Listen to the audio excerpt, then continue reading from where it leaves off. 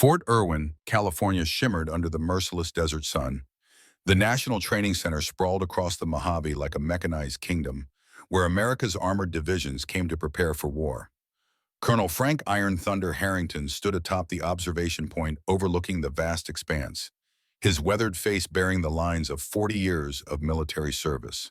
At 65, his 6-foot frame remained imposing, despite the slight stoop that years in tanks had given him. The desert wind tousled his silver hair as his keen blue eyes tracked the distant plumes of dust from an ongoing training exercise. A group of young officers gathered around him, hanging on his every word as he pointed to the maneuvers below. These were the next generation of armor commanders, and Frank felt the weight of responsibility to impart what he knew before he faded into history. "See there," Frank said, his voice carrying the gravel of command. "That unit just exposed their flank. In real combat, that's where death comes from. Not from where you're looking, but from where you forgot to look." The young captains and lieutenants nodded, scribbling notes. They'd read about Colonel Harrington in their tactical manuals. The legend who'd commanded an M1 Abrams tank platoon during the 1991 Gulf War, who'd received the Silver Star for valor after the famous Valley of Death engagement, where his outnumbered force had destroyed 17 Iraqi T-72 tanks without a single American casualty. The man who'd risen to general before retiring, only to be called back as an instructor for this specialized armor program. Frank checked his watch. The tour was nearly complete. He guided the officers toward the vehicle museum where the afternoon session would begin. The building housed an impressive collection of armored vehicles from America's military history, from World War II Shermans to the latest variants of the Abrams. But Frank's destination was the farthest corner of the facility, where an oddity sat partially concealed under a faded tarp. Most visitors never noticed it. Most instructors never mentioned it. "Gentlemen," Frank said as he pulled back the covering, "this is something you won't find in your manuals." The revealed vehicle looked almost comical compared to the behemoths they'd been studying. Small, compact, with an oversized 90mm gun jutting awkwardly from its front.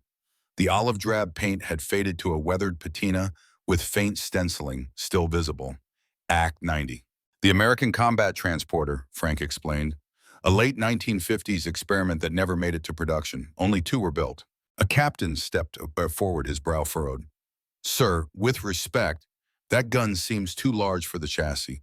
Wouldn't the recoil flip this thing over?" Frank's laugh was genuine. "That's exactly what happened during the first test firing. Sent the test driver to the hospital with a concussion. But they fixed it, reinforced the suspension, added a specialized recoil system. This little monster could take out any Soviet tank of its day with one well-placed shot." Frank ran his hand along the vehicle's side, feeling the cold metal beneath his fingers, like greeting an old friend. Sometimes the most unusual designs come from the most urgent needs. The ACT-90 was built during the height of Cold War paranoia, when strategists feared waves of Soviet armor pouring through the Fulda Gap. They wanted something small, mobile, and powerful enough to allow infantry to stand a fighting chance against T-55s and T-62s. The young officers circled the vehicle, taking in its unusual proportions. Frank opened the driver's hatch, revealing the cramped interior. Ford V8 engine, 85 horsepower. Not a powerhouse, but it could hit 45 miles per hour on flat terrain. The gun is what mattered. First-generation digital targeting system, revolutionary for its time. As Frank described the technical specifications, his mind drifted to 1975 when, as a young lieutenant, he'd first discovered the ACT-90 in an abandoned storage facility. That discovery had sparked his lifelong fascination with armored warfare. Now, decades later, he was passing that knowledge to the next generation. His phone buzzed in his pocket. Frank ignored it at first, continuing his explanation of the vehicle's unique features. When it buzzed a second time, he apologized and stepped away to check the screen. The message was brief: "Secure line, urgent." Frank's expression remained neutral as he turned back to the group. "Captain Reynolds, please continue the tour. I need to take this call." The young captain nodded, and Frank strode purposefully toward his office in the administrative building. His mind cataloged the possibilities. Secure line calls didn't come without reason. After 40 years of service, instinct told him something significant was happening. The office was Spartan, containing only a desk, computer, filing cabinet, and a few framed photographs from his career. One showed him standing proudly beside his Abrams in the Iraqi desert. Another captured him receiving his general's stars. A third, more faded than the rest, showed a younger Frank with his son John in front of a tank. That one he didn't look at often.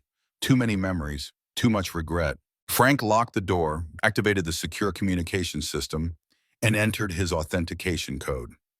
General James Mitchell's face appeared on the screen. Mitchell, the national security advisor, had been Frank's XO during the Gulf War. They'd served together for 15 years before their paths diverged. "Frank," Mitchell said, foregoing pleasantries, "we have a situation." Frank sat straighter. "I'm listening." "Victor Kozlov." The name hit Frank like a physical blow. Memories flooded back. The Valley of Death, the burning T-72, a young Russian tank commander's face contorted with hatred as he was pulled from the wreckage. "Kozlov is dead," Frank said flatly. "He died in that burning tank in '91. Mitchell shook his head. "That's what we thought, what everyone thought. But he survived, Frank, and he spent 30 years planning his revenge." Frank's mind processed this revelation with military precision. What's he done? 3 days ago, a team infiltrated a secure research facility in Nevada. They stole experimental weapons technology and took 3 American scientists hostage. The operation was surgical, professional. We've confirmed Kozlov led it personally. Where is he now? Satellite tracking puts him at an abandoned military installation in the Arizona desert, an old Cold War relic that doesn't appear on most maps. He's fortified the position and sent a message. Mitchell paused. "He specifically asked for you, Frank. Said you'd understand why." Frank's jaw tightened. This is personal for him. The Valley of Death. "We believe so, but there's more to it. The technology he stole isn't just any weapon system. It's connected to Project Thunderbolt." Frank went very still. Few people knew that name. Fewer still knew its significance. That project was terminated decades ago. Not terminated, classified, evolved. The principles developed in the original Thunderbolt program formed the foundation for our current next-generation armor penetration systems. Frank processed this information, and now Kozlov has it. Not completely. He has components, data, but needs the original research to make it operational. Research that was never digitized. Research that only exists in one place. The pieces clicked into place. The ACT-90 program. Mitchell nodded. Exactly. The ACT-90 was the testbed for the original Thunderbolt munitions. Some of the critical formulas and designs were physically built into the prototype vehicles. We believe that that's what he's after. And the hostages? Leverage? Insurance? One of them helped design the new system. The others are specialists who could potentially help him reverse engineer it. Frank leaned back in his chair. "You have Delta Force, SEAL teams. Why call me?" Mitchell's expression grew somber. 2 reasons. First, you know Kozlov. You understand how he thinks, how he fights. Second, this operation needs to stay completely off the books. We can't risk word getting out that this technology has been compromised. You're asking me to put together a team. A small one, specialists you trust, people who won't ask too many questions. Frank thought for a moment. "I'll need Michael Rodriguez, best gunner I ever served with. Robert Williams for technical expertise, and I'll need someone who understands the technology Kozlov stole. I can give you my daughter, Sarah. She's a weapons systems analyst at the Pentagon. She was at the facility when Kozlov attacked, only escaped because she was in a different section. She knows exactly what he took and why it matters." Frank nodded. "When do we move?" "Immediately. Sarah is already en route to Fort Irwin. Rodriguez and Williams will be contacted within the hour." "And my authorization?" "You'll have everything you need. This mission doesn't exist, Frank. If you're caught or killed, the government will disavow all knowledge. But if you succeed, you'll have prevented technology that could neutralize our entire armored advantage from falling into the wrong hands." Frank stood. "I understand." As he reached to end the call, Mitchell added, "There's one more thing you should know. About the hostages." Frank paused. Something in Mitchell's tone had changed. "One of them is your son, John." The world seemed to tilt on its axis. Frank steadied himself against the desk. "John, he's a State Department analyst. What was he doing at a weapons research facility?" "He's not with State anymore, Frank. He transferred to Defense Intelligence 2 years ago. He's been working on the Thunderbolt Revival program as a security liaison." Frank hadn't spoken to his son in 15 years, not since the argument that had torn their family apart. The knowledge that John was now in Kozlov's hands hit him with unexpected force. "I'll bring him back," Frank said, his voice steel. "I know you will. Good luck, old friend." The screen went dark. Frank remained motionless for several moments, processing everything. Kozlov alive. Project Thunderbolt compromised. John in danger.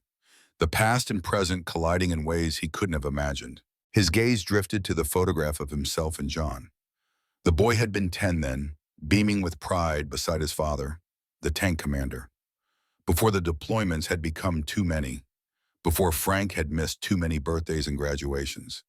Before John had accused him of loving the army more than his family. Frank straightened his shoulders. There would be time for regrets later. Now there was a mission, a final mission. He left the office and walked briskly toward the vehicle museum.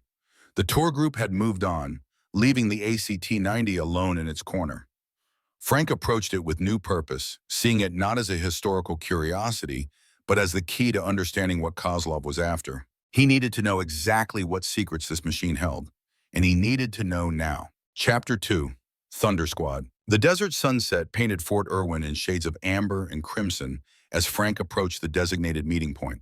Building 237 was a nondescript structure on the farthest edge of the base, chosen specifically because few personnel had reason to visit it. Perfect for assembling a team that officially didn't exist. Frank arrived early to prepare. The room contained a large table, several chairs, and a digital display screen.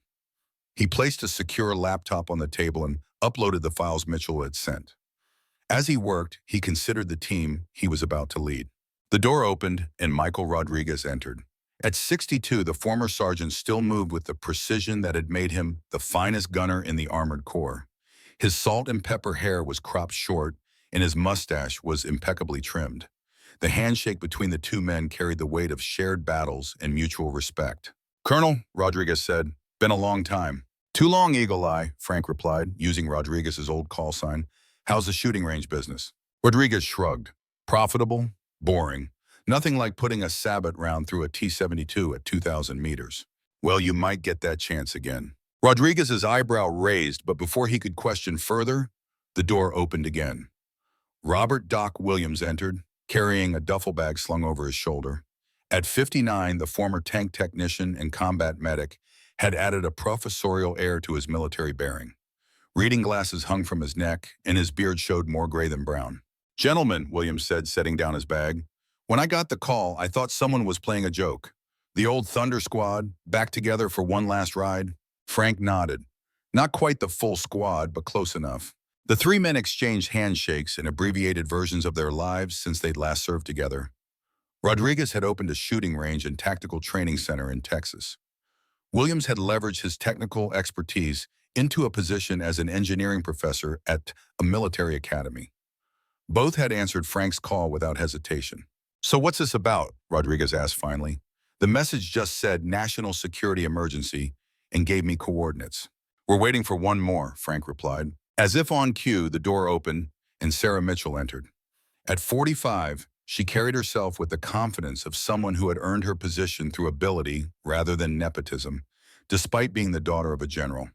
Her dark hair was pulled back in a practical ponytail, and her eyes held the focused intensity Frank recognized from her father.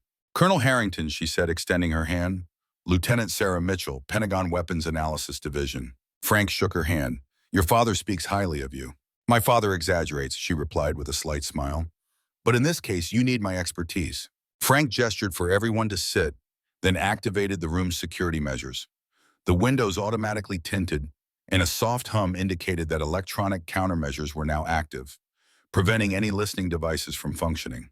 "What I'm about to tell you is classified at the highest level," Frank began. "This operation doesn't officially exist. Neither does this team. If you want to walk away, now's the time." No one moved. Frank nodded and continued. 3 days ago, a team of mercenaries led by a former Russian tank commander named Viktor Kozlov infiltrated a research facility in Nevada.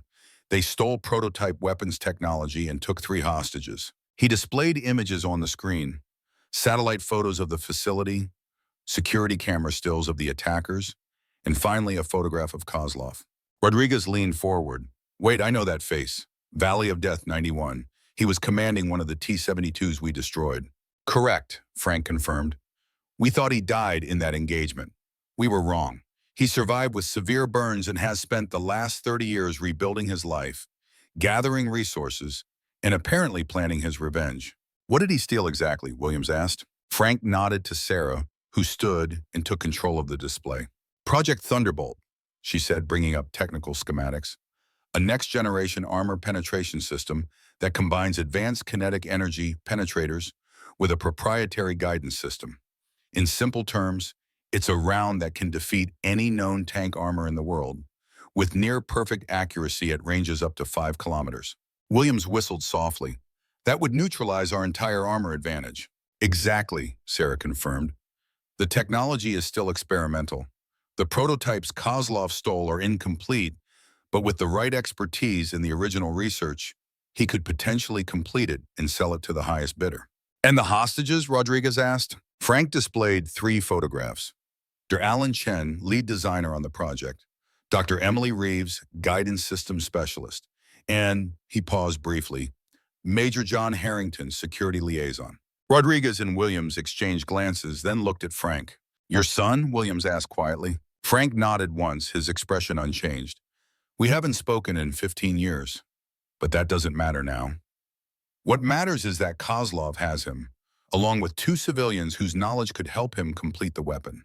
Where is Kozlov now? Rodriguez asked, shifting the conversation back to tactical matters. Frank brought up a satellite image of a remote desert installation, an abandoned Cold War-era research station in the Arizona desert, about 200 miles from here, built in the 1950s for secret weapons testing, decommissioned in the 70s. Most people don't even know it exists.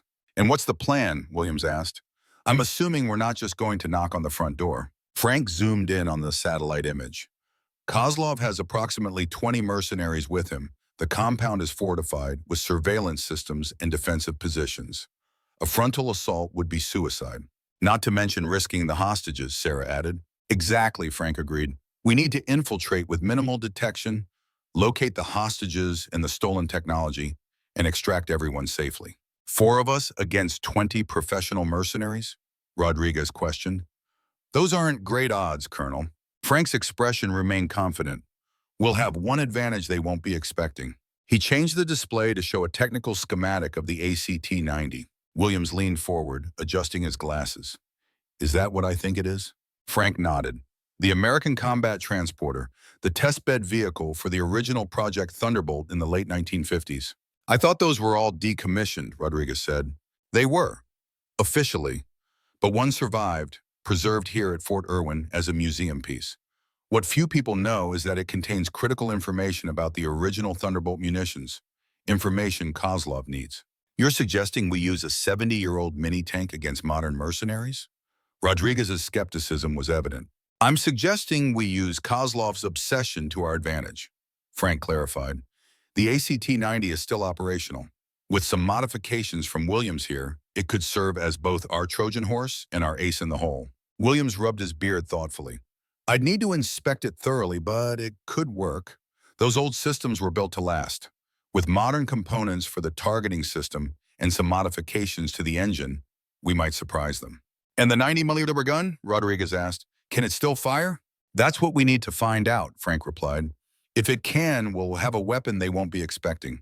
If not, it still serves as our cover to get close. Sarah studied the schematic. There's something else. The ACT-90 wasn't just a weapons platform. According to my research, it was also a secure document repository. Some of the most sensitive Thunderbolt formulas were physically built into hidden compartments in the vehicle itself, a 1950s version of data security. Which is why Kozlov wants it, Frank concluded. He has the modern prototype, but needs the original research to make it work. Research that only exists in the ACT-90. The room fell silent as the team processed this information. So what's our timeline? Rodriguez finally asked. Kozlov sent a message, Frank replied. He's given us 72 hours to deliver the ACT-90 to him, or he starts killing hostages. That gives us less than 3 days to prepare, infiltrate, and execute the mission. And I assume we're not actually giving him what he wants, Williams said. Frank's expression hardened. We're giving him something, but not what he's expecting. For the next hour, they discussed preliminary strategy, roles, and equipment needs. Rodriguez would handle weapons and tactical planning. Williams would assess and upgrade the ACT-90. Sarah would provide intelligence on the stolen technology and the facility layout. Frank would command the operation. As the meeting concluded, Frank addressed one final point. This mission is completely off the books. We'll have limited support and resources. If something goes wrong, there's no extraction team, no backup. We're on our own. The three team members nodded their understanding. Get some rest. We meet at the Vehicle Museum at 0600 tomorrow to begin preparations. As Rodriguez and Williams filed out, Sarah remained behind. There's something you should know, Colonel, she said once they were alone. The message Kozlov sent. It wasn't just about the ACT-90. Frank waited for her to continue. He mentioned you specifically, said, "Tell Colonel Harrington I've been waiting 30 years for this reunion. This isn't just about the technology, it's personal." Frank nodded slowly. "I know. That day in Iraq, I didn't just destroy his tank. I destroyed his future, his pride, everything he valued. And now he has your son." Frank's jaw tightened almost imperceptibly. "Yes," Sarah studied him. "Can you handle that, making decisions when your son's life is at stake?" "I've been making life or death decisions for 40 years, Lieutenant. With respect, sir, not when it's your own son in the crosshairs." Frank met her gaze. "My personal feelings won't compromise this mission. If anything, they'll ensure I don't fail." Sarah nodded, seemingly satisfied. "I'll see you at 0600. After she left, Frank remained in the room, staring at the satellite image of Kozlov's compound. The truth was, Sarah's question had struck closer to home than he'd admitted. Could he maintain objectivity when John's life hung in the balance, when the mission might require sacrifices? He had no answer. Only the certainty that after 30 years, he and Viktor Kozlov would finally finish what had started in the Valley of Death. And this time, only one of them would walk away. Chapter 3, Farewell Mission. Dawn broke over Fort Irwin as Frank arrived at the Vehicle Museum. The massive hangar doors stood open, revealing the ACT-90 already positioned on the concrete apron outside. Williams was circling the vehicle, clipboard in hand, methodically inspecting every component. His expression was one of professional fascination. "How bad is it?" Frank asked as he approached. Williams looked up from his inspection. "Honestly, better than I expected. These old machines were over-engineered. The engine needs work. Dried seals, old fuel lines. The electrical system is obsolete but fundamentally sound. The real question is the weapon system." Frank ran his hand along the vehicle's angular armor. "Can you make it operational?" "With enough time and parts? Absolutely. In less than 3 days?" Williams shrugged. "We'll find out." Rodriguez and Sarah arrived moments later, carrying equipment cases. Rodriguez immediately joined Williams in examining the gun mechanism, while Sarah connected a laptop to various diagnostic ports she had identified. "The firing and targeting systems are separate," she explained as Frank watched. "The mechanical firing system could still work with restoration, but the original targeting computer is hopeless by modern standards. We'll need to fabricate an interface between new targeting electronics and the old mechanical controls." Frank nodded. "Whatever you need, make a list. General Mitchell has authorized us to requisition anything, but discreetly." For the next several hours, the team worked methodically to assess and begin restoring the ACT-90. Williams focused on the engine and drive systems. Rodriguez disassembled the 90mm gun, cleaning decades of preservative grease from the firing mechanisms. Sarah mapped the electrical systems and began designing a modern replacement for the targeting computer. By midday, the vehicle had been stripped down to its essential components. Parts lay organized on tarps surrounding it, each labeled and documented. The interior had been emptied, revealing the cramped fighting compartment where a two-man crew had once operated in claustrophobic proximity. Frank stepped away briefly to take a secure call from Mitchell. "How's progress?" the general asked without preamble. "On schedule so far," Frank replied. "Williams thinks he can have it mechanically operational by tomorrow. The weapon system is more questionable." "And your team?" "Professional, focused, but we're working against the clock." Mitchell nodded. "I have some additional intelligence. Satellite imagery shows increased activity at the compound. They're preparing for something." "Preparing for us, most likely." "Possibly, there's something else. We've identified several of Kozlov's mercenaries. Former Spetsnaz, Wagner Group contractors. These aren't amateurs, Frank." "Understood. Any word on the hostages?" "Thermal imaging shows 3 individuals being held in the central building. All appear to be alive and unharmed for now." Frank absorbed this information. "We'll be ready." After ending the call, he returned to find Williams emerging from beneath the ACT-90, wiping grease from his hands. "Good news," Williams announced. "The engine will run. I've replaced the fuel lines, cleaned the carburetors, and bypassed some of the more deteriorated wiring. It won't win any races, but it should be reliable enough." "What about the transmission?" Frank asked. "Original but functional. These old machines were built with generous tolerances. The track tension needs adjustment, and we've got some seized road wheels to free up, but the powertrain is sound." Rodriguez approached, wiping gun oil from his hands. "The 90 millimeter breech mechanism works. I've cleaned and rebuilt the firing system. We can't test fire it here for obvious reasons, but mechanically it should function." Sarah completed the update.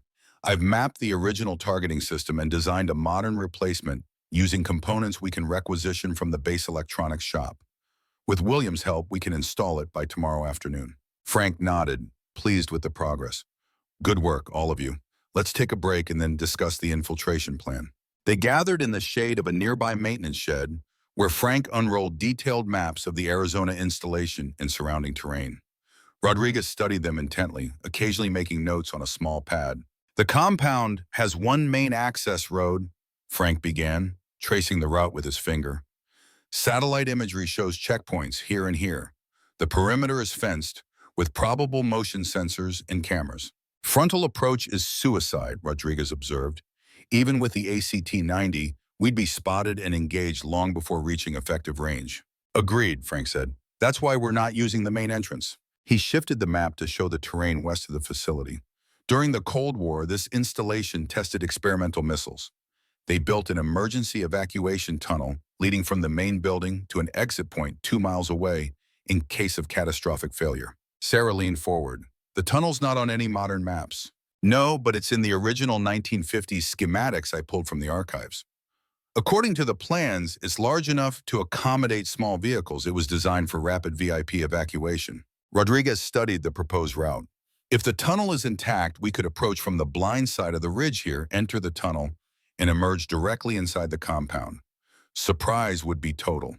"If," Williams emphasized, "that tunnel was built 70 years ago, it could be collapsed, flooded, or sealed." "That's why we need to scout it first," Frank agreed. "Rodriguez and I will take a reconnaissance vehicle tonight to locate the external entrance and assess viability. If it checks out, we proceed with the full infiltration tomorrow night." "And if it doesn't?" Sarah asked. "Then we move to Plan B," Frank replied, shifting the map again. "Aerial insertion via halo jump to this ridgeline, followed by a night approach through this canyon. Less ideal, more risk of detection, but still viable." They spent the next hour refining the plan, discussing contingencies, and assigning specific responsibilities. As the tactical discussion concluded, Frank addressed the most critical aspect of the mission. "Once inside, our priorities are clear. Locate and secure the hostages, recover the stolen technology, neutralize Kozlov and his team, in that order." "What about the ACT-90?" Williams asked. "If we're using the tunnel, we'll need to leave it outside." Frank shook his head. "The ACT-90 comes with us. It's both our primary weapon and the bait Kozlov expects. We'll disassemble it just enough to fit through the tunnel, then reassemble inside." Williams looked skeptical. "That significantly complicates the operation." "It does," Frank acknowledged. "But Kozlov is expecting us to deliver the ACT-90. His entire plan centers on acquiring it. If we show up without it, he'll know something's wrong." "There's another reason," Sarah added. "According to my analysis, the ACT-90 contains structural components integral to the original Thunderbolt formulas. Physical components, not just documents. We need to ensure those don't fall into Kozlov's hands." Rodriguez nodded slowly.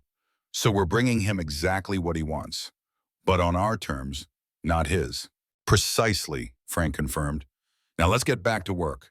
Daylight's burning, and we've got a 70-year-old war machine to resurrect." The team returned to the ACT-90 with renewed purpose. As afternoon stretched into evening, the vehicle gradually transformed from museum piece to operational weapon. New wiring replaced frayed originals. Modern electronics were carefully integrated into vintage control systems.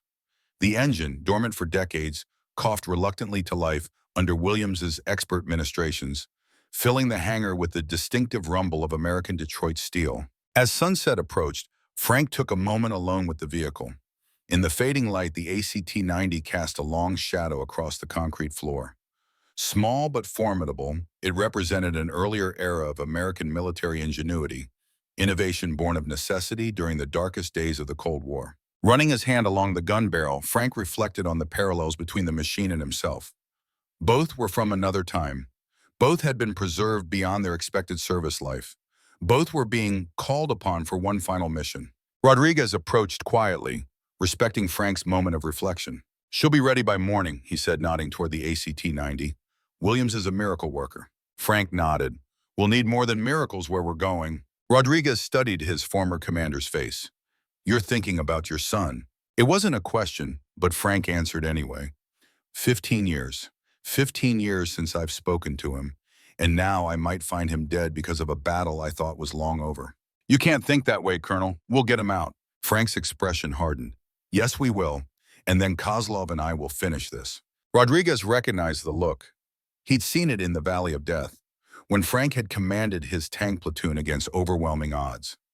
It was the expression of a man who had calculated all possibilities and accepted all consequences. "The recon vehicle is prepared," Rodriguez said, changing the subject.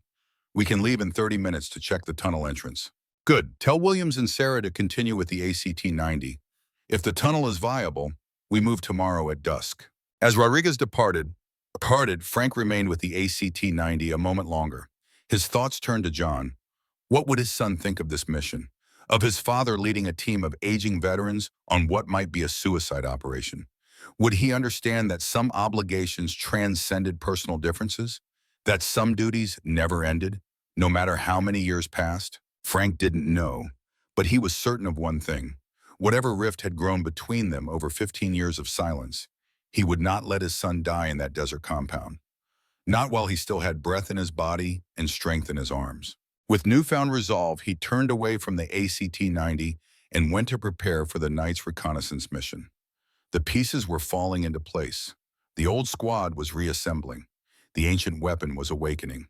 And somewhere in the Arizona desert, Victor Kozlov was waiting, unaware that his planned revenge was about to meet the full force of Iron Thunder's wrath. Chapter 4. Enemy Sighted. The reconnaissance vehicle moved silently through the desert night, its lights extinguished, navigating by night vision and GPS.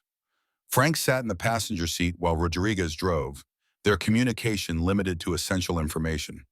They had left Fort Irwin 3 hours earlier, using back roads and unmonitored routes to avoid detection.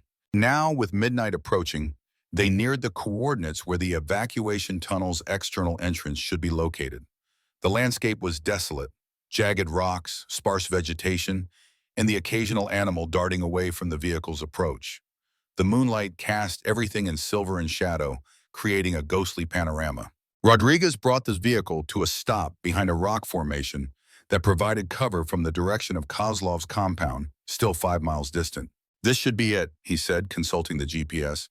"The entrance would be somewhere in this area." Frank nodded and retrieved specialized equipment from the rear of the vehicle. Ground-penetrating radar, thermal imaging devices, and other sensors that might help locate an entrance concealed by decades of erosion and deliberate camouflage. "I'll take the north section," Frank said. "You cover the south. Keep radio communication to a minimum." For the next hour, they methodically searched the area using technology to peer beneath the desert surface. The work was slow and precise, requiring patience that came naturally to men who had spent their careers in armored warfare, where observation and timing often meant the difference between victory and death. Frank was scanning a particularly promising rock formation when his radar device registered an anomaly. He moved closer, adjusting the settings for finer detail. The reading persisted, a regular geometric shape beneath the surface, approximately 8 feet wide and 7 feet high. A tunnel. He keyed his radio once, the signal for Rodriguez to converge on his position. Minutes later, they were both examining the anomaly. "Matches the dimensions from the old schematics," Rodriguez confirmed. "But how do we access it? There's no visible entrance." Frank studied the surrounding terrain with new purpose. The original plans had indicated a concealed entrance designed to be invisible from the air, a priority during the paranoid heights of the Cold War. Such entrances typically incorporated natural features with artificial enhancements. His attention focused on a narrow crevice in the rock face. Unremarkable at first glance, but upon closer inspection, the edges seemed too regular, the depth too consistent. "Here," Frank said, directing his light into the crevice. "Look at the rock pattern." Rodriguez examined it closely. "Manufactured," he agreed. "Disguised, but definitely man-made." They began clearing away accumulated sand and debris from the base of the crevice, revealing what appeared to be a metal panel partially buried beneath the desert floor. The panel bore faded government markings and a simple mechanical lock. "Cold War-era security," Rodriguez observed, "designed to keep out curious hikers, not determined infiltrators." Using specialized tools, they bypassed the lock within minutes. The panel resisted at first, decades of disuse having fused components, but eventually yielded to their combined strength. It swung outward and downward, revealing a dark passage leading beneath the earth. Stale air flowed from the opening, carrying the scent of dust and metal. Frank produced powerful flashlights, handing one to Rodriguez. "I'll take point," he said. "Watch for structural weaknesses. If this tunnel's been compromised, we need to know before bringing the ACT-90 through tomorrow." The tunnel stretched before them, a concrete throat descending into darkness. Emergency lights, long dead, lined the walls at regular intervals. Cables and pipes ran along the ceiling, power, communication, and ventilation systems from another era. They moved cautiously, testing the floor before committing their weight, examining the walls and ceiling for signs of collapse or water damage. The tunnel sloped gently downward for the first quarter mile, then leveled out as it continued toward the compound. "Structure seems sound," Rodriguez noted after they'd covered half a mile. "These Cold War bunkers were built to withstand nuclear blasts. A few decades of neglect haven't done much damage." Frank nodded in agreement, but remained vigilant. "We need to verify the entire route. If there's a collapse further ahead, we need time to implement the alternate plan." They continued their careful advance. Occasionally, they passed side chambers, storage rooms, emergency supplies, and maintenance access points. Most contained only dust and emptiness, the valuable equipment having been removed during decommissioning. After traveling approximately a mile and a half, Frank held up his hand, signaling Rodriguez to stop. Ahead, the main tunnel intersected with a larger chamber. According to the schematics, this would be the central junction, where the escape tunnel connected to the main facility's sublevel. "We're getting close to the compound," Frank whispered. "From here on, assume active surveillance." They approached the junction with heightened caution, weapons ready. The chamber appeared empty, its original purpose unclear from the remaining equipment. 3 additional tunnels branched from it, heading in different directions. Frank consulted the digital copy of the schematics on his specialized tablet. The central entrance should be the northeast tunnel. It leads to a maintenance elevator that accesses the main building's lowest level. Rodriguez studied his options. "That one," he said, indicating the rightmost passage. "The others are probably service tunnels or additional escape routes." They approached the northeast tunnel, which was larger than the one they had followed. Its ceiling was higher, its width greater, designed to accommodate larger vehicles or groups of personnel. The floor showed ancient tire tracks, fossilized in decades of undisturbed dust. After another quarter mile, they reached what appeared to be their objective, a large chamber containing an elevator shaft and a vehicle lift. The mechanical systems were dormant, but appeared intact. "This is it," Frank confirmed, examining the control panels, "the main access point to the facility." Rodriguez studied the elevator mechanism. "Power's been disconnected, but the manual override should still function. We could operate it with portable power sources." Frank nodded, then directed his attention to the surrounding chamber. "We need to verify one more thing." He began examining the walls methodically, running his hands over the concrete surface, occasionally consulting his tablet. Rodriguez watched with curiosity. "What are we looking for?" According to Sarah's intelligence, the facility's original security included surveillance of all access points, including this one. "Before we bring the team and the ACT-90 through here, we need to ensure Kozlov hasn't reactivated the old systems."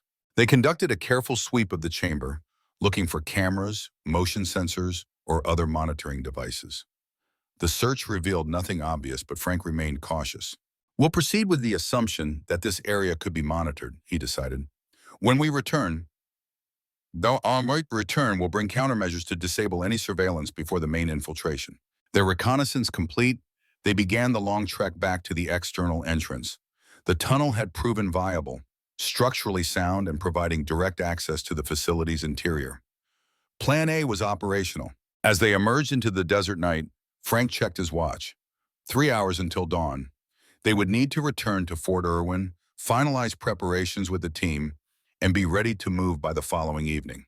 Rodriguez secured the entrance, carefully repositioning sand and debris to conceal their presence. "Thinking about John?" he asked as they walked back to their vehicle. Frank's stride didn't falter, but his voice betrayed the weight he carried. "Every minute." "We'll get him out, Colonel." "I know, but at what cost? Kozlov has had 30 years to plan this. He's not just a desperate soldier anymore. He's a man with resources, connections, and a single-minded purpose." Rodriguez considered this the most dangerous kind of enemy. "Exactly," Frank agreed. "And he knows me, knows how I think, how I operate, just as I know him." "Then we change the equation," Rodriguez suggested. "Do something he won't expect." Frank glanced at his former gunner. "Like bringing a 70-year-old mini-tank to a modern firefight?" Rodriguez smiled grimly. "Exactly like that, sir." They reached the vehicle and began the journey back to Fort Irwin, driving in silence for the first hour. As they crossed the state line back into California, Frank finally spoke again. "There's something I haven't told the team yet," he said. "Something about the Valley of Death engagement."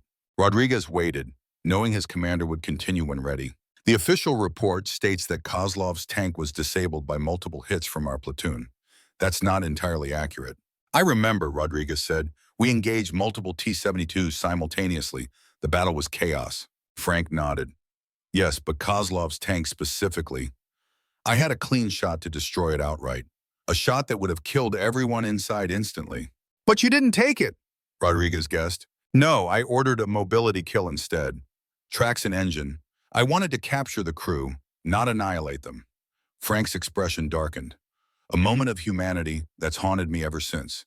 If I had made a different choice that day, John wouldn't be in danger now." Rodriguez considered this revelation. "You couldn't have known, Colonel. You made the right call with the information you had." "Did I, or did I just create a more dangerous enemy?" Frank shook his head. "It doesn't matter now. What matters is finishing this, once and for all." As dawn broke over the horizon, they approached Fort Irwin. The base was coming to life, personnel beginning their daily routines, unaware of the covert operation unfolding in their midst. Frank directed Rodriguez to the rear entrance of the vehicle museum, where Williams and Sarah had worked through the night. The hangar doors opened as they approached, revealing the ACT-90 in its transformed state. The little tank now sported fresh paint, restored systems, and modern electronics seamlessly integrated with its vintage architecture. William stood beside it, exhaustion evident in his posture, but pride clear in his expression. "She's ready," he announced as Frank and Rodriguez approached. "Fully operational, as promised." Sarah emerged from inside the vehicle, wiping grease from her hands. "Targeting system is calibrated. We've installed a modern fire control computer that interfaces with the original mechanical components. It won't match an Abrams for precision, but it's a vast improvement over the 1950s technology." Frank circled the ACT-90, inspecting the modifications. "You've done remarkable work, both of you." "We've also prepared it for transport and reassembly," Williams added. "Key components can be disassembled and carried through the tunnel, then reintegrated on site. It's not ideal, but it's feasible." Frank nodded his approval. "The tunnel is viable, structurally sound, and providing direct access to the facility's interior. We move tonight as planned." The team gathered around as Frank outlined what they had discovered during the reconnaissance mission. Maps were updated, contingencies refined, and final equipment lists confirmed. "Rest for a few hours," Frank instructed as the briefing concluded. "We depart at 1800 hours. Full mission protocol from that point forward."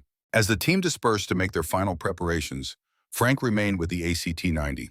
The small tank represented both their greatest advantage and their greatest vulnerability.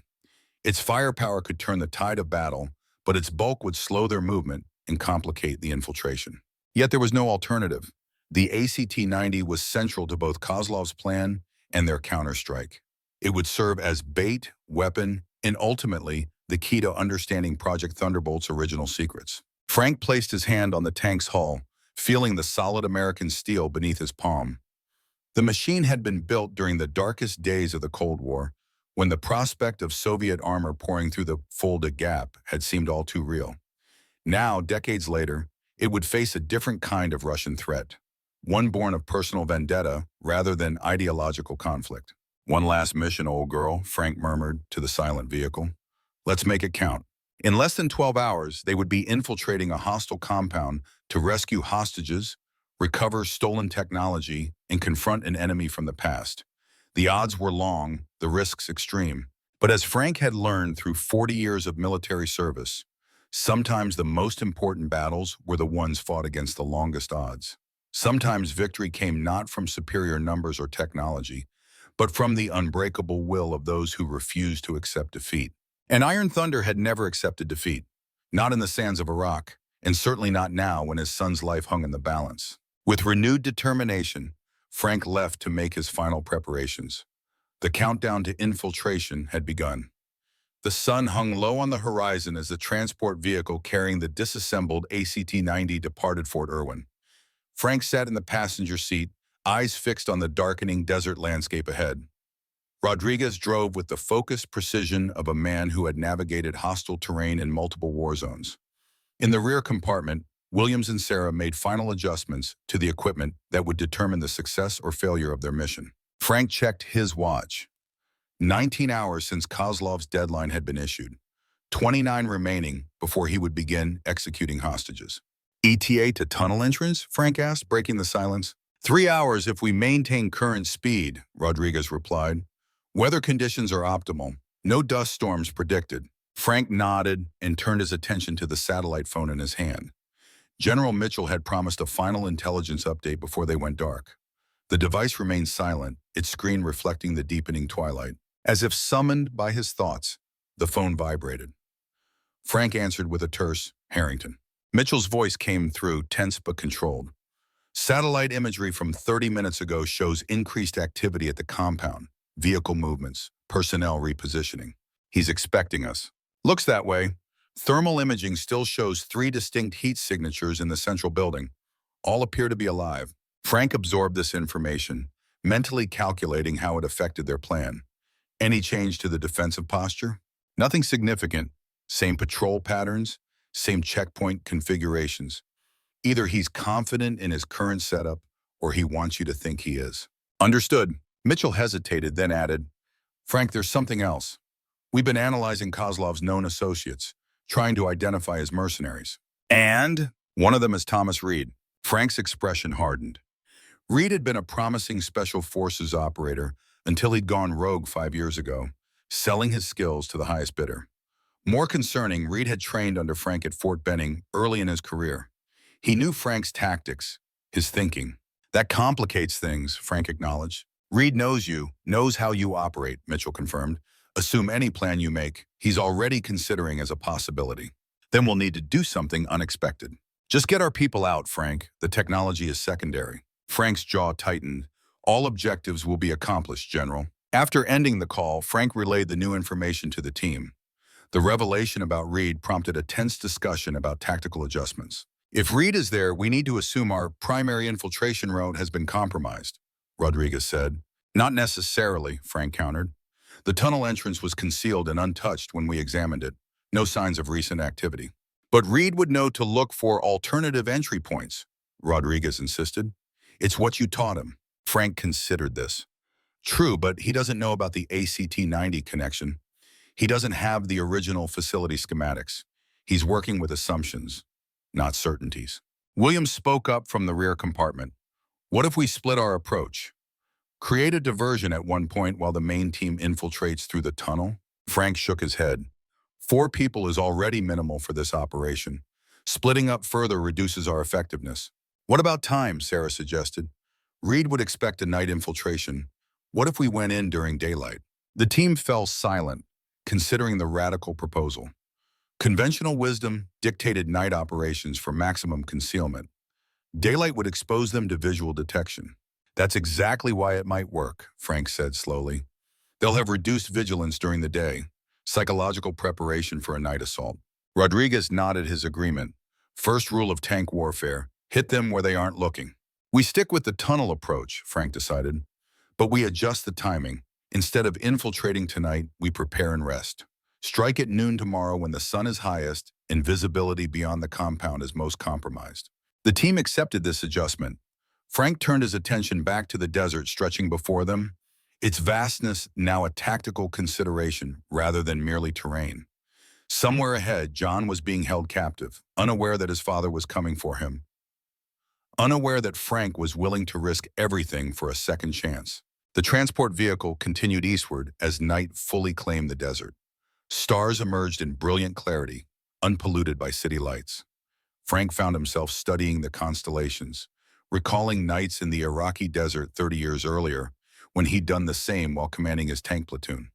Those stars had witnessed the beginning of his conflict with Kozlov. Perhaps they would now witness its end. 3 hours later, the vehicle approached the coordinates of the hidden tunnel entrance. Rodriguez killed the headlights for the final mile, navigating by night vision. They parked in the same concealed position used during the reconnaissance mission and performed a thorough sweep of the surrounding area before unloading equipment. The tunnel entrance remained undisturbed, exactly as they had left it. Working with practiced efficiency, the team began transferring the disassembled ACT-90 components and mission equipment to the entry point. The task was demanding, requiring both strength and delicacy as they maneuvered the heaviest parts across the uneven terrain. Williams supervised the organization of components, ensuring nothing was damaged or left behind. "Once we start reassembly inside, we can't return for forgotten pieces," he reminded them. By 3 in the morning, everything had been staged at the tunnel entrance. Frank gathered the team for a final review of the plan. "We'll rest here until dawn, then move everything into the tunnel and secure the entrance behind us," he explained. "We proceed to the junction chamber, where we'll establish our forward base. Final preparations and assembly of the ACT-90 will be completed there. We strike at precisely noon." He looked at each team member in turn, acknowledging the enormous task they were undertaking. "Once we enter that tunnel, we're committed. Communication with the outside world will be limited or impossible. We operate on our own, with the equipment we have, until all objectives are accomplished." No one spoke. They didn't need to. Each understood the risks, had accepted them when they joined this mission. Frank nodded, satisfied. "Get some rest. 4-hour rotation for security watch. I'll take first shift." As the others settled into their sleeping arrangements, Frank positioned himself where he could observe both the tunnel entrance and the surrounding desert. The night was quiet, the silence broken only by the occasional cry of a hunting predator. His thoughts turned to John. Their last conversation had been a bitter argument, words exchanged that could never be taken back. Frank had prioritized duty over family one too many times, and John had finally had enough. Now Frank found himself undertaking the most important mission of his career, one where duty and family were inexorably intertwined. The irony wasn't lost on him. Rodriguez relieved him at the appointed time. Frank tried to sleep, but managed only brief periods of restless unconsciousness. His mind continued working, analyzing variables, considering contingencies, preparing for what was to come. Dawn arrived with the harsh clarity that only desert mornings possess. The team awoke and prepared a cold breakfast, checking and rechecking their equipment as they ate. No one spoke much. The gravity of what they were about to attempt hung in the air between them. As the sun climbed higher, they began moving everything into the tunnel. The process was methodical, with each person assigned specific responsibilities. Rodriguez handled weapons and tactical gear. Williams supervised the transport of ACT-90 components. Sarah managed the technical equipment and communication devices. Frank coordinated the overall effort, ensuring nothing was overlooked. By mid-morning, they had established their forward base in the junction chamber, approximately 2 miles inside the tunnel system. The disassembled ACT-90 components were arranged for efficient reassembly. Weapons were prepared, communication checks completed, and final equipment inspections conducted. Williams began the complex task of reassembling the ACT-90, with Sarah assisting. Their hands moved with practiced precision, connecting components, securing fasteners, and integrating systems. The chamber echoed with the metallic sounds of their work, a mechanical symphony that would culminate in the rebirth of a weapon from another era. Frank and Rodriguez used this time to conduct a final reconnaissance of the elevator shaft that would provide access to the main facility. The mechanism remained as they had found it days earlier, dormant but intact. Rodriguez attached portable power sources to the manual override controls, testing them to ensure functionality. "System responds to power," he reported. "We'll be able to operate it when needed." Frank nodded and examined the shaft itself, looking for any signs of monitoring devices or alarms. Nothing obvious presented itself, but experience had taught him that absence of evidence wasn't evidence of absence. We'll proceed with countermeasures regardless, he decided. Better to neutralize systems that aren't there than miss ones that are. They returned to the junction chamber, where Williams and Sarah had made remarkable progress with the ACT-90. The small tank was taking shape, its distinctive profile recognizable even in the dim light of their portable lamps. "How much longer?" Frank asked. Williams wiped grease from his hands. 2 more hours to complete assembly, another hour for system checks and calibration. We'll be ready by noon as planned. Frank checked his watch. The countdown to infiltration was proceeding on schedule. He gathered the team for a detailed review of the final approach. "Once the ACT-90 is operational, we move to the elevator shaft," he explained, pointing to the schematics displayed on Sarah's tablet. "Rodriguez and I will ascend first to secure the immediate area. Williams and Sarah will follow with the ACT-90 using the vehicle lift. We'll emerge here in the facility's maintenance sublevel." He traced their route through the building. According to thermal imaging, the hostages are being held in this central section, likely the original command center. Security will be heaviest there. We'll use the ACT-90 as both distraction and firepower, creating confusion while we extract the hostages. "What about Kozlov?" Rodriguez asked. Frank's expression hardened. "Intelligence suggests he operates from this area, the former director's office with good visibility of the compound. Once the hostages are secure, he becomes our priority target." The team continued refining tactical details until Williams and Sarah needed to return to the ACT-90 assembly. Frank and Rodriguez used the time to prepare their weapons and equipment for the assault phase. As noon approached, a tangible tension filled the junction chamber. Williams completed the final calibrations on the ACT-90, its systems humming with power. The small tank, though decades old in design, now incorporated modern targeting technology and restored functionality. It was a hybrid of eras, just like the team that had revived it. "She's ready," Williams announced, patting the vehicle's hull. "Not pretty, but operational." Frank nodded and gave the order to move out. The team proceeded to the elevator shaft, where Rodriguez activated the portable power units. The ancient machinery groaned to life, mechanisms engaging for the first time in decades. Frank and Rodriguez ascended first as planned, weapons ready. The elevator car moved slowly, its progress measured in mechanical increments rather than smooth motion. When it reached the top, they deployed countermeasures to neutralize any surveillance devices before securing the immediate area. The maintenance sublevel was eerily quiet, its corridors empty of personnel. Dust covered abandoned equipment, creating a scene that would have appeared undisturbed if not for the recent footprints visible in several locations. Someone had been here recently, confirming that Kozlov's team had access to this level. Rodriguez signaled that the area was clear, and Frank activated the vehicle lift to bring up Williams, Sarah, and the ACT-90. The platform rose gradually, revealing first the gun barrel and then the full profile of the small tank. Despite its diminutive size compared to modern armor, it presented a formidable appearance in the confined space of the maintenance level. With the team and vehicle assembled, Frank conducted a final communication check using their short-range tactical radios. Each member confirmed readiness, and Frank gave the order to proceed with infiltration. The ACT-90 moved forward under Williams' control, its tracks surprisingly quiet after his meticulous restoration work. Rodriguez took point position. Frank and Sarah followed on either side of the vehicle, creating a mobile fighting unit that combined firepower, expertise, and determination. They advanced through the maintenance level toward the central facility, following the route established during planning. Each intersection was approached with extreme caution, each doorway treated as potentially harboring enemies. But they encountered no resistance, which only heightened Frank's concern.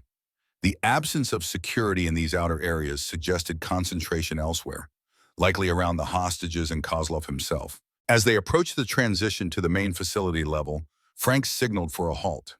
Something felt wrong. The access was too open, too inviting. He studied the doorway ahead, noting subtle indications of recent modification. "Trap," he said quietly. "Recently installed, probably connected to an alarm or worse." Williams carefully backed the ACT-90 away from the suspect doorway. Sarah approached, scanning the frame with specialized equipment. "Confirmed," she whispered. "Pressure plate in the floor, motion sensors above. Bypassing would be difficult." Frank considered their options.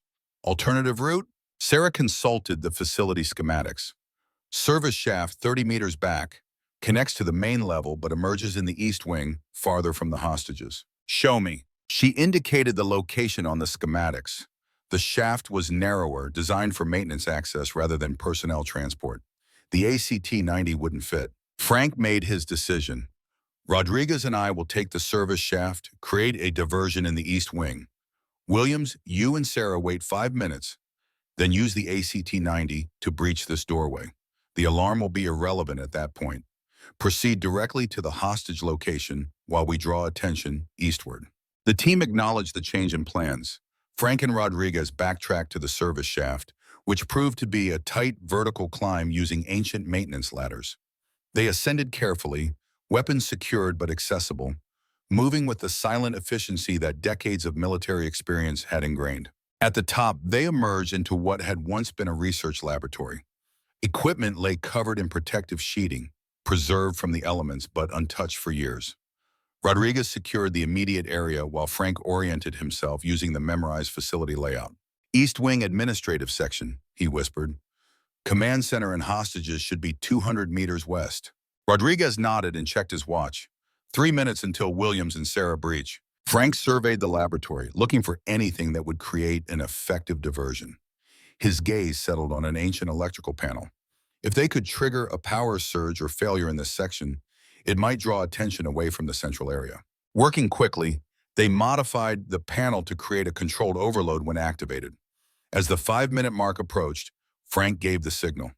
Rodriguez triggered the modification, and immediately the East Wing's electrical system responded with a cacophony of alarms, flashing lights, and the distinctive sound of circuit breakers failing catastrophically. They moved to pre-selected positions, waiting for the inevitable security response. Within seconds, footsteps approached, multiple sets, moving rapidly. Frank and Rodriguez exchanged a glance, weapons ready. The laboratory doors burst open as 4 armed mercenaries entered, responding to the electrical emergency. Frank and Rodriguez struck simultaneously from opposite sides, employing non-lethal takedown techniques. The first 2 mercenaries fell before they registered the attack. The third managed to raise his weapon, but received Rodriguez's combat knife thrust before he could fire. The fourth turned to flee, only to meet Frank's precisely placed strike that rendered him unconscious. In the distance, they heard the distinctive sound of the ACT-90 breaching the trap doorway. The diversion was working. Frank quickly secured the fallen mercenaries while Rodriguez collected their weapons and communication devices. 4 down, Frank reported over their tactical radio. East Wing diversion successful. Proceeding toward command center from eastern approach. Williams' voice came back, tense but controlled. Breach complete, encountering resistance in central corridor.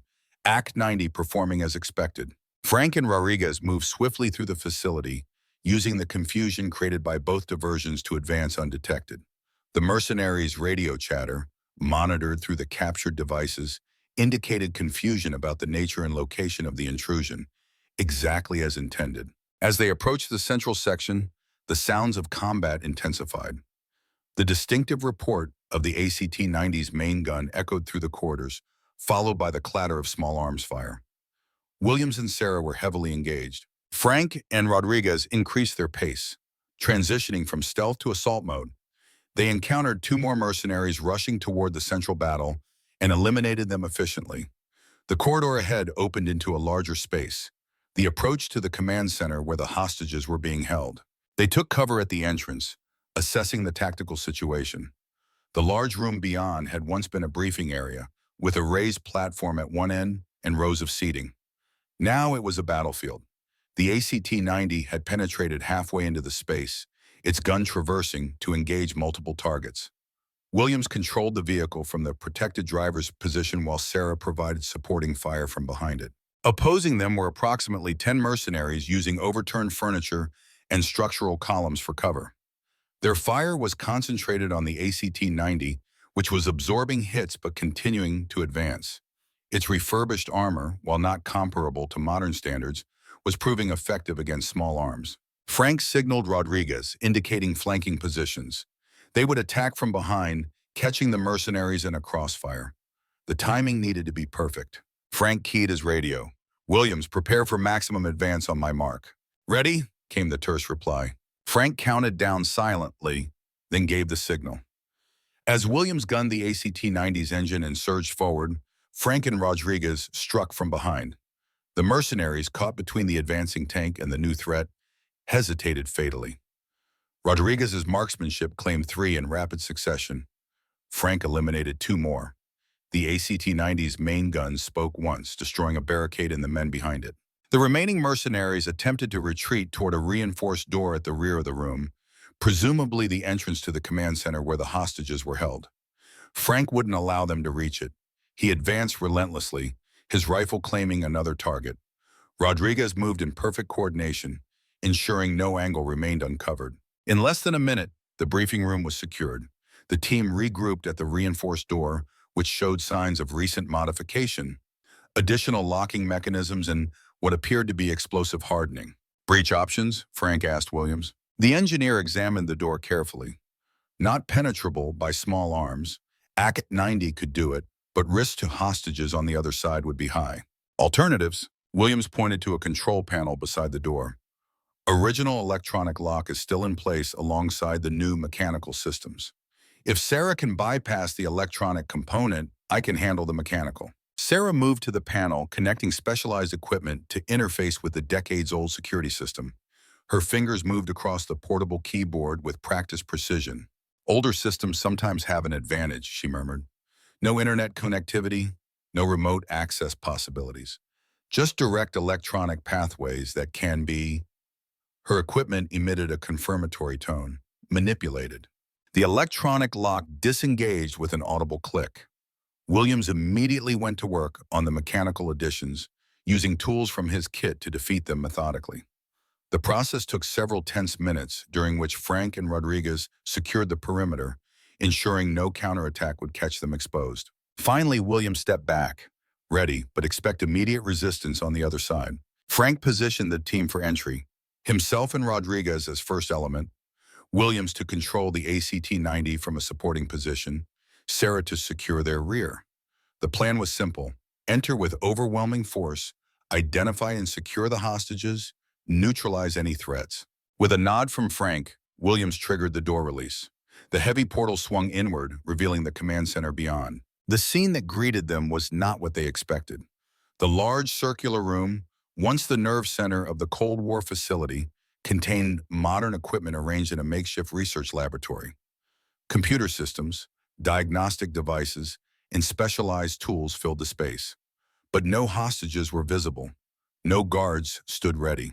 Instead, a single figure sat at a central workstation, his back to the door. He turned slowly as they entered, revealing a face Frank hadn't seen in 30 years, but would never forget. Viktor Kozlov had aged, but the hard angles of his face remained, now accentuated by extensive scarring on the left side, a permanent reminder of their last encounter. His eyes held the same cold calculation Frank remembered, and a slight smile played at the corners of his mouth. "Colonel Harrington," Kozlov said, his Russian accent still present, but mellowed by decades in the West. "Right on schedule. You always were punctual." Frank kept his weapon trained on Kozlov, scanning the room for hidden threats. "Where are the hostages?" Kozlov's smile widened. "Such concern for people you haven't seen in years. Your son, for instance. When was the last time you spoke with him? 15 years ago, wasn't it?" Frank's expression remained impassive, but inwardly he felt a chill. Kozlov knew too much about his personal history. "The hostages," he repeated. Kozlov gestured to a door at the far side of the command center. "Through there, unharmed, as promised. This isn't about them, Frank. It never was." "Then what is it about?" "Completion." Kozlov's gaze shifted to the ACT-90 visible in the doorway behind Frank. "You've brought it, I see. Excellent. The final piece." Frank signaled Rodriguez to secure the indicated door while maintaining his focus on Kozlov. "Why the ACT-90? Why now, after all these years?" "Because some debts cannot be settled with time alone," Kozlov replied, rising slowly from his chair. "You took everything from me that day in Iraq. My command, my future, my appearance." He gestured to his scarred face. "But most importantly, you took my purpose." Rodriguez reported back, his voice tight. "Hostages located. 3 individuals, restrained but alive. No immediate threats visible." Frank acknowledged this with a slight nod, but didn't take his eyes off Kozlov. "Secure them and prepare for evacuation." So efficient, Kozlov observed. Always the perfect soldier, following orders without question. That's why they sent you after Project Thunderbolt, isn't it? Because you wouldn't ask why it mattered so much. Frank felt a twinge of uncertainty. Something about Kozlov's confidence didn't align with a man whose plans were unraveling. He was too calm, too satisfied. The project is classified, Frank stated flatly. Its importance isn't relevant to this mission. Kozlov laughed softly. Oh, but it is. It's the entire point. You see, Frank, I've spent 30 years learning everything there is to know about Project Thunderbolt. Not just the weapon it created, but why it was developed, who funded it, and what it was really designed to do. He moved toward a computer terminal, maintaining a non-threatening posture. Frank allowed it, but remained vigilant. Did they tell you what the original Thunderbolt munition was designed to defeat? Kozlov asked. Not Soviet tanks, as the official history claims. It was designed to penetrate something far more significant. Before Frank could respond, Rodriguez emerged from the hostage room, supporting a weakened but mobile John Harrington. The younger man looked thinner than Frank remembered, with new lines around his eyes but otherwise unharmed. Behind them came Sarah, assisting the two scientists. John's eyes met Frank's across the command center. 15 years of silence hung between them, compressed into a single moment of recognition. No words were exchanged, but something passed between father and son, an acknowledgement, perhaps, or a question. The reunion was interrupted by a sudden alarm blaring throughout the facility. Red warning lights began flashing, and automated security announcements echoed through the corridors. Perimeter breach, multiple locations, the computerized voice announced. Security protocol, Alpha engaged. Kozlov's smile never faltered. Right on schedule. Frank realized instantly that they had walked into a trap. The entire operation, the theft, the hostages, the ACT-90, had been orchestrated to bring them to this precise location at this precise time. Williams, full defensive posture, Frank ordered. Rodriguez, secure the hostages. Sarah, find us an alternative exit route. As the team moved to comply, Kozlov remained eerily calm. There's nowhere to go, Frank. The facility is surrounded. My associates have been waiting for this moment, just as I have. What associates? Frank demanded, the tactical situation deteriorating by the second. Kozlov's expression turned triumphant. Did you think I spent 30 years planning revenge without acquiring powerful friends? The technology I've developed from Project Thunderbolt has many interested parties. Nations, organizations, individuals, all willing to pay handsomely for the advantage it provides. The facility shook with the impact of what could only be heavy weapons fire from outside. The attack had begun in earnest. Frank made his decision instantly. Williams, bring the ACT-90 to full combat readiness. Rodriguez, establish defensive positions covering all approaches. Sarah, continue extraction preparations. He turned back to Kozlov. You're coming with us. Kozlov seemed amused by the notion. Am I? And why would I do that? Because if you don't, you'll die here with us. And something tells me your associates haven't paid in full yet. A flicker of uncertainty crossed Kozlov's face, suggesting Frank's assessment was correct. The Russian glanced at the monitoring systems showing the external attack.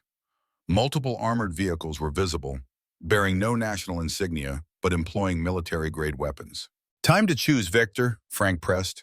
Die here for principles, or leave with us and live to negotiate another day. The command center shook again as another impact struck the facility. Dust rained from the ceiling and auxiliary power systems engaged as the main lighting failed momentarily. Kozlov made his calculation visibly, weighing options with the pragmatism of a survivor. Very well, Colonel. It seems our rivalry shall continue beyond today. Frank didn't waste time on response. Rodriguez, secure Kozlov. Williams, what's our best exit strategy? Williams had been studying the facility schematics on Sarah's tablet. The tunnel is our most defensible route, but they may have found the entrance by now. Alternative is the original emergency vehicle exit on the north side, designed for rapid evacuation of high-value personnel. Can the ACT-90 navigate it? Tight fit, but yes. Frank made his decision. North exit. Act 90 leads, creates breakthrough if necessary. Rodriguez covers rear with the hostages. I'll secure forward positions with Sarah. We move now before they establish a complete perimeter. The team mobilized with practiced efficiency. Williams positioned himself in the ACT-90, its engine rumbling to life. Rodriguez secured the three former hostages and Kozlov, binding the Russian's hands but leaving him mobile. Sarah gathered critical intelligence data from the command center systems before destroying the rest. Frank approached John during this momentary preparation, their first direct interaction in 15 years. No time existed for reconciliation or explanation, but he needed to say something. "Stay close to Rodriguez," he instructed, his voice professional, but with an underlying current of concern that only a son might recognize. "Do exactly as he says. We're getting everyone out of here." John studied his father's face, searching for something beyond the tactical instructions. "You came for me," he said finally. "After all this time." Frank allowed himself a brief nod. Always would have. No more words were exchanged, but something fundamental had shifted between them. A possibility, perhaps, where none had existed before. The moment ended as another impact rocked the facility. Frank returned to tactical command, directing the team toward the northern exit corridor. The ACT-90 led the way, its compact size allowing navigation through the facility's narrower passages, but its gun providing formidable forward firepower if needed. They encountered the first resistance 2 corridors from the command center. 3 mercenaries had established a blocking position, clearly intending to prevent escape. The ACT-90's main gun spoke once, transforming the barricade and its defenders into memory. Progress continued, the team moving with the synchronized precision of experienced operators. Frank maintained forward security, eliminating threats before they fully materialized. Rodriguez ensured rear protection, preventing pursuit from closing the distance. Between them moved the ACT-90, the hostages, and Kozlov, the strange convoy navigating deeper into the facility toward the evacuation road. The north exit presented itself as a reinforced tunnel sloping upward toward the desert surface. Vehicle tracks, long frozen in dust, indicated its original purpose: rapid evacuation of VIPs during the Cold War. The tunnel would emerge approximately half a mile from the main facility, potentially beyond the perimeter established by Kozlov's associates. As they approached the exit, Frank ordered a halt for final coordination. "Williams, once we emerge, maximum speed to the ridge line east of the facility. Rodriguez, secure the hostages in the transport vehicle Sarah located. Sarah, continue monitoring enemy communications for pursuit indicators." He turned to Kozlov, who had maintained suspicious cooperation throughout their escape. "Your friends out there won't distinguish between us. You're better served remaining with us for now." Kozlov's expression revealed nothing, but he nodded his acknowledgement. The exit portal required manual operation, hydraulic systems that had lain dormant for decades. Williams and Rodriguez applied their combined strength to the ancient mechanism, gradually forcing it into operation. Slowly, agonizingly, the heavy doors parted, revealing the harsh desert daylight beyond. Frank led the initial reconnaissance, confirming the area immediately outside remained clear of hostiles. The desert stretched before them, offering both vulnerability and opportunity. No cover existed, but neither did concealment for potential enemies. He signaled the team forward. The ACT-90 emerged first, its gun traversing to cover all approaches. The hostages followed, blinking in the sudden brightness. Rodriguez maintained rear security, watching for pursuit from the facility. Williams accelerated the ACT-90 toward their designated extraction point, with the rest of the team following at a measured pace. Frank continuously scanned their surroundings, particularly the ridgelines where snipers might establish overwatch positions. They had covered approximately 200 yards when the first shots rang out. Sniper fire, originating from the western ridge. The round struck near the ACT-90 but didn't score direct hits. "Incoming western elevation," Frank reported. "Williams, evasive movement. Rodriguez, get the hostages to cover." The small tank accelerated, its upgraded engine providing surprising mobility across the desert terrain. Rodriguez directed the hostages toward a natural depression that offered minimal protection. Sarah continued monitoring enemy communications, providing real-time intelligence. "Multiple teams converging," she reported. "Vehicular movement from the south and east. Estimated 2 minutes until intercept." Frank made his assessment instantly. They couldn't outrun vehicles in open desert. Direct confrontation would result in casualties among the hostages. They needed to change the equation. "Williams, target the western ridge. Suppress that sniper. Rodriguez, prepare the hostages for immediate extraction once the transport arrives. Sarah, signal Mitchell for emergency evacuation." Each acknowledged their instructions. The ACT-90's main gun elevated, aimed, and fired in one smooth motion. The 90-millimeter round struck the western ridge where the sniper had positioned, sending rock and debris skyward. Whether the sniper was eliminated remained unclear, but the firing ceased momentarily. Sarah established communication with General Mitchell, reporting their situation and position. The response was immediate. Extraction helicopter inbound, 10 minutes out. Frank calculated the tactical realities. 10 minutes was too long. The approaching vehicles would reach them in 2, maybe 3. They needed to delay, to create conditions for successful extraction. Change of plans, he announced. Williams, position the ACT-90 on that elevated position to the northeast. You'll have clear fields of fire across all approach roads. Rodriguez, establish final defensive perimeter around the hostages. Sarah, continue intelligence gathering and prepare for evacuation coordination. He turned to Kozlov, who had been observing the unfolding situation with calculating eyes. Your associates will be here soon. Last chance to reconsider your position. Kozlov glanced toward the dust clouds rising from the approaching vehicles, then back to Frank. My position remains unchanged.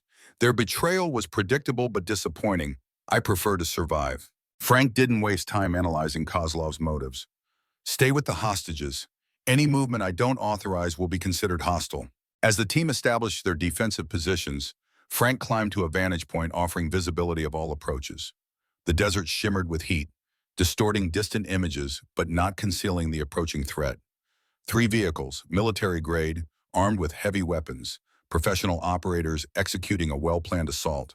The ACT-90 had reached its designated position, Williams using the terrain to create a hold-down firing posture that maximized protection while maintaining offensive capability. Rodriguez had arranged natural features and equipment to create the best possible cover for the hostages. Sarah had established communication protocols for the inbound extraction helicopter. Frank accessed the tactical communication channel. Rules of engagement confirmed. Defend hostages at all costs. Extraction is primary objective. Act 90 provides covering fire. Rodriguez maintains close protection. Sarah coordinates evacuation. Execute. The approaching vehicles entered effective range of the ACT-90's main gun. Williams didn't wait for further instruction. The 90-millimeter cannon roared, sending its projectile downrange with deadly accuracy. The lead vehicle erupted in flames, its front end disintegrating under the impact. The remaining vehicles immediately changed formation, spreading apart to complicate targeting. Their mounted weapons began returning fire, rounds impacting near the ACT-90's position, but failing to score critical hits. Frank descended from his observation point, moving to reinforce Rodriguez at the hostage position. The sound of rotors emerged in the distance, extraction approaching faster than anticipated. Mitchell had pulled strings, accelerating the timeline. Extraction 2 minutes out, Sarah reported. LZ designation confirmed. Frank assessed their defensive position. Rodriguez, prepare hostages for immediate movement on my command. Williams, maintain suppressive fire until extraction is complete, then withdraw to secondary position. The firefight intensified as the remaining hostile vehicles maneuvered to flank their position. The ACT-90 continued engaging, its main gun supplemented by Williams's skillful use of the coaxial machine gun. One vehicle suffered a mobility kill, its engine compartment shredded by accurate fire. The third maintained distance, using its superior range to harass without exposing itself to direct counterattack. The helicopter appeared on the horizon, a Black Hawk approaching at maximum speed and minimum altitude to reduce exposure. Frank directed Sarah to coordinate final approach instructions while he and Rodriguez prepared the hostages for immediate evacuation. John approached his father during this momentary preparation. What about you? He asked, recognizing the tactical situation developing. We'll follow on second extraction, Frank replied, the professional soldier once again. Getting you and the scientists out is priority. John's expression reflected skepticism born of intelligence experience. There is no second extraction, is there? You're creating time and space for us to escape. Frank didn't confirm or deny, merely checking his weapon and scanning the perimeter. Follow Rodriguez's instructions. Go where he tells you, when he tells you. The Black Hawk flared for landing 50 yards from their position, kicking up a swirling cloud of desert dust. Rodriguez immediately led the hostages forward in practice formation, maintaining covering fire as they moved. Sarah coordinated with the helicopter crew, ensuring maximum efficiency during the vulnerable loading process.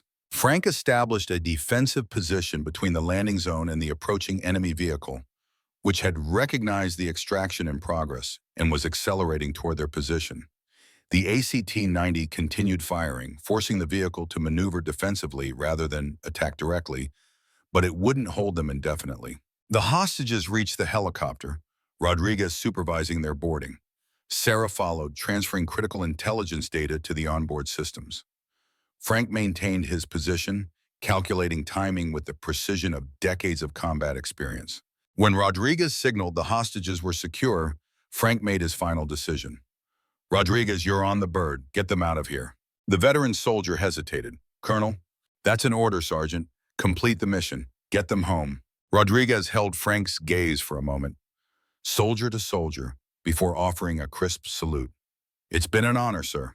As Rodriguez boarded the helicopter, John appeared in the doorway, his expression a mixture of realization and refusal. "Dad," he shouted over the rotor noise, "don't do this!"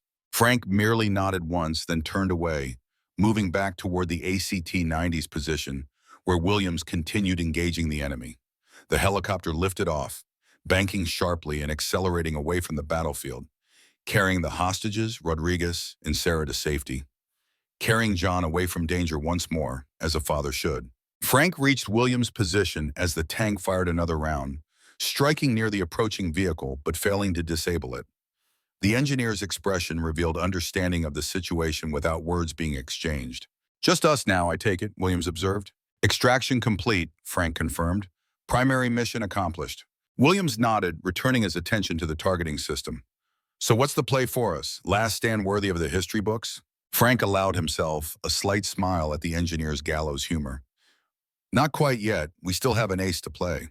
He nodded toward Kozlov, who had remained near their position rather than attempting to signal the approaching vehicle. The Russian understood the tactical situation as well as they did. Caught between former enemies and current betrayers, his survival options were limited. "Your associates seem intent on tying up loose ends," Frank observed, "including you." Kozlov's expression hardened. "So it appears. Which means you now have information they don't want shared." Frank studied the approaching vehicle, which had slowed its advance, likely assessing the new tactical situation with the helicopter's departure. Information that might be valuable to the right parties. Understanding dawned in Kozlov's eyes. "A negotiation, Colonel, after all this time?" "A practical arrangement," Frank corrected. "You help us get out of here alive, share what you know about who's behind this operation, and perhaps your sentence includes the possibility of seeing daylight again someday." Williams kept the ACT-90's gun trained on the distant vehicle while the negotiation unfolded. "Clock's ticking, gentlemen. They're calling in reinforcements. I can hear additional engines approaching." Kozlov made his calculation with the cold efficiency Frank remembered from 30 years earlier. "Very well, Colonel. It seems our rivalry shall extend a bit longer. I accept your terms." Frank nodded once. "Williams, how much fuel remains in the ACT-90? The engineer checked in his gauges. "About 30%, enough for 10, maybe 15 miles depending on terrain." "And the main gun?" "4 rounds remaining." Frank formulated his plan instantly. "We use the ACT-90 to break through their perimeter at the weakest point, then proceed to these coordinates." He indicated a location on the small tactical map. "Secondary extraction will meet us there if we can reach it." Williams studied the map. "That's 20 miles, Colonel, beyond our fuel range. We only need the ACT-90 to get us through the initial breakthrough. After that, we travel light and fast." Understanding the plan, Williams began preparing the vehicle for maximum performance. Frank turned to Kozlov. "Any insights on who we're facing? Capabilities, numbers, likely tactics?" Kozlov studied the distant vehicle, which had been joined by 2 more approaching from different directions. Private military contractors, highest tier, former special operations from various nations. Well-equipped, highly disciplined. Their standard protocol would be to establish containment, then systematic elimination. Weakest point in their perimeter? Southern approach, most difficult terrain, likely least covered. Frank nodded. "Then south we go." Williams, ready? The engineer gave a thumbs up from the ACT-90's position. "Ready to dance, Colonel." Frank secured Kozlov in the cramped fighting compartment, then took the commander's position himself. The ancient vehicle felt strangely familiar, its confined space reminiscent of the tanks he had commanded decades earlier. Different era, different technology, but the essence remained the same. On my mark, full throttle toward the southern gap. Use terrain for concealment as much as possible. Engage targets of opportunity but conserve ammunition for breaking the containment line. Williams acknowledged the instructions. Frank checked their preparations one final time, then gave the command. Execute. The ACT-90 surged forward, its upgraded engine providing surprising acceleration. Williams guided it skillfully across the desert terrain, using natural features for partial concealment while maintaining maximum speed. Frank operated the gun, keeping it trained on the most immediate threat. The enemy vehicles responded immediately, converging to intercept. The nearest opened fire, its mounted weapon sending rounds toward the rapidly moving ACT-90. Most missed, but several struck the hull, testing the vintage armor. Frank calculated range and led, then fired. The 90mm round struck just ahead of the approaching vehicle, forcing it to swerve sharply. The maneuver caused it to lose traction momentarily, sliding sideways and losing precious seconds in the pursuit. Williams maintained their southward charge, the ACT-90 cresting a small rise and then descending toward a dry creek bed that offered momentary concealment. The enemy adjusted, two vehicles attempting to establish blocking positions while the third continued direct pursuit. Frank observed the developing tactical situation. Blocking element at 2 o'clock, range 800 meters. Take us directly toward it, maximum speed. Williams glanced at him questioningly but complied, adjusting their course toward the most obvious threat. The enemy, expecting evasion, momentarily hesitated at this direct approach. Frank exploited the hesitation, firing again. The 90mm round struck precisely where intended. Not at the vehicle itself, but at the rocky ground just in front of it. The impact sent a shower of stone fragments into the vehicle's front end, damaging optics and sensors. "Now brake left, hard," Frank commanded. Williams executed the maneuver, the ACT-90 pivoting sharply and accelerating along a new vector that exploited the momentary blindness of the blocking vehicle. They passed within 100 meters of it, too close for its main weapon to depress sufficiently to engage. The southern perimeter now lay directly ahead, a final vehicle attempting to close the gap before they could break through. Frank assessed the situation instantly. "They're expecting us to engage directly. Take us 10 degrees right toward that elevated position." Williams adjusted course again. The ACT-90 climbed a gentle slope, exposing itself momentarily but gaining the high ground. The enemy vehicle tracked them, its weapon firing continuously now, rounds impacting around the ACT-90 but failing to score critical hits. Frank waited until precisely the right moment, then fired again.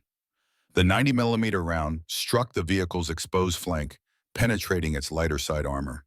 It didn't destroy the vehicle completely, but smoke began pouring from its engine compartment.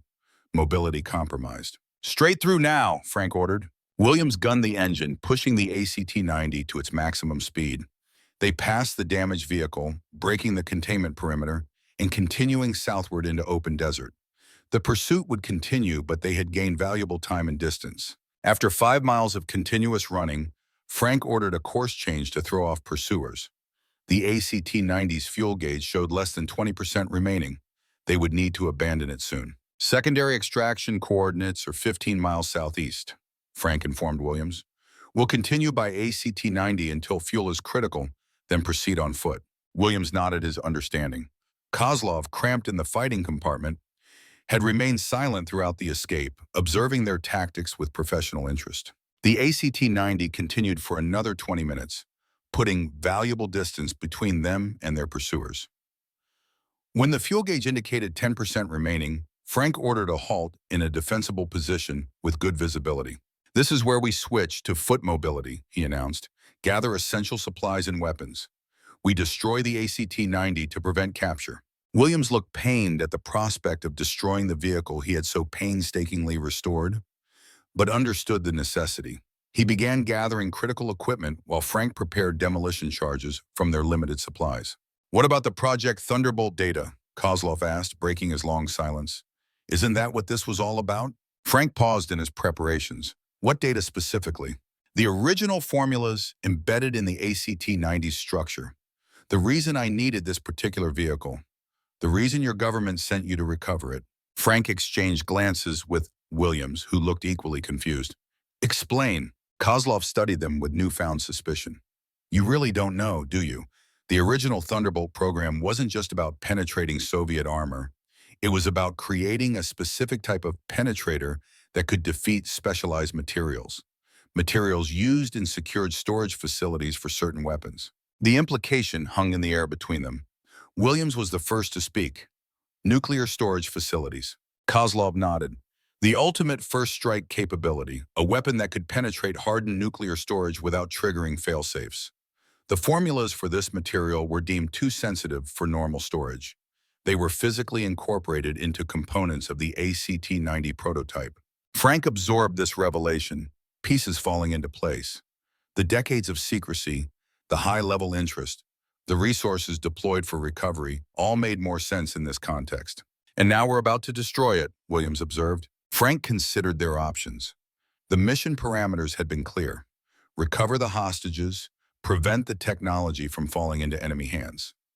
With the hostages safe, the second objective remained primary. We proceed as planned, he decided. The technology is too dangerous to risk capture. Williams nodded agreement. Kozlov looked disappointed but not surprised. A shame, the Russian said. 30 years of pursuit ended with a few demolition charges. Some things are best left undiscovered, Frank replied as he finished placing the charges. Set for 10 minutes. That gives us time to clear the blast radius and leaves the pursuit team enough warning to avoid casualties. With the charges set, they gathered their remaining supplies and weapons. The ACT-90, faithful to the end, would complete its final mission as a distraction that might buy them crucial time. Before departing, Frank took a moment to acknowledge the small tank that had played such an unexpected role in this strange reunion with his past. His hand rested briefly on its hull, feeling the solid American steel beneath his palm. Like him, it was from another era, called back for one final mission. Let's move, he ordered, turning away from the vehicle. Secondary extraction in 3 hours. We've got 15 miles to cover. As they moved away from the ACT-90, Frank glanced back once. In that moment, he saw not just a military vehicle, but a symbol of something larger. The ingenuity, determination, and sacrifice that defined his generation of warriors. Soon it would be gone, like so many other artifacts of the Cold War, existing only in memory and classified records. The three men disappeared into the desert landscape, moving at a sustainable pace that balanced speed with endurance. Behind them, the ACT-90 waited for its final moment of service, when it would erupt in flame and fury, erasing forever the dangerous secrets it contained. The countdown had begun, for the ACT-90, for Project Thunderbolt. And perhaps, Frank reflected as they walked steadily toward extraction, for the longest-running battle of his life, the 30-year rivalry with Viktor Kozlov that had defined them both for longer than either would have chosen. Chapter 6, The Grand Revelation. Chapter 6, The Grand Revelation. The desert sun beat down mercilessly as Frank, Williams, and Kozlov continued their grueling trek toward the extraction point. 15 miles across open terrain with minimal supplies and the constant threat of pursuit would challenge men half their age. For veterans in their 60s, it was a supreme test of endurance and will. Frank set a pace that balanced urgency with sustainability, knowing that exhaustion would be as deadly as their pursuers. They moved from one patch of minimal cover to another, using the desert's natural features to break line of sight whenever possible. Behind them, the ACT-90's demolition charges detonated with a thunderous roar that echoed across the landscape. A plume of smoke rose into the cloudless sky, marking the final resting place of the little tank that had served its country one last time. There goes 70 years of military history, Williams observed, a touch of regret in his voice despite understanding the necessity. Frank didn't look back, and with it, a weapon too dangerous to exist. They continued in silence for the next hour, conserving energy and focusing on the terrain ahead. Water was rationed carefully, each man limited to small sips at predetermined intervals. The heat intensified as midday approached, the ground shimmering with thermal distortion. Kozlov, despite his age and the injuries sustained decades ago, maintained pace with surprising resilience. Frank recognized the determination of a man accustomed to survival against all odds. During a brief rest in the shadow of a rock formation, Kozlov broke the tactical silence. "I've had 30 years to plan this moment, Colonel. 30 years to imagine standing face to face with you again." Frank surveyed the horizon for signs of pursuit before responding. "And now that it's happened?" Kozlov considered the question. It's both exactly as I imagined, and nothing like it at all. The hatred remains, but it's become something different over time. More refined, perhaps. Less personal. Hatred is always personal, Frank countered. Is it? Kozlov studied him. Then why did you show mercy in the Valley of Death? You could have destroyed my tank completely, killed everyone inside. Instead, you disabled it, left us alive. Frank had asked himself that question countless times over the decades. It was the right tactical decision. We needed intelligence, prisoners. Kozlov smiled slightly. A convenient explanation. But we both know battlefield decisions aren't always rational. Sometimes they're instinctive, emotional. Before Frank could respond, Williams signaled from his observation position. Movement to the northwest, vehicle dust trails. The conversation ended as they immediately prepared to move. Frank checked his map and made a quick calculation. They're following our most direct route to extraction. We need to alter course. He indicated an alternative path that would take them through more difficult terrain, but potentially avoid detection. Here adds distance, but improves our chances. The new route led them into a region of broken ground, a maze of dry washes and eroded formations that provided better concealment, but slowed their progress significantly. The physical toll mounted, each step becoming an exercise in determination rather than mere movement.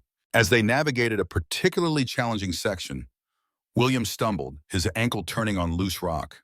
Frank caught him before he fell, steadying the engineer. I'm all right, Williams insisted, testing his weight on the injured ankle. Just a slight sprain. Frank saw the truth in Williams' eyes. The injury was worse than he admitted, but acknowledging it would only burden the group. We'll maintain current pace, Frank decided, neither acknowledging the injury directly nor allowing it to go completely unaddressed. They continued, Williams masking his discomfort with the stoicism of a veteran soldier. Frank adjusted the route subtly to favor more even terrain where possible without compromising their concealment. By mid-afternoon, they had covered approximately 8 miles. The extraction point remained 7 miles distant, with extraction scheduled shortly after dusk.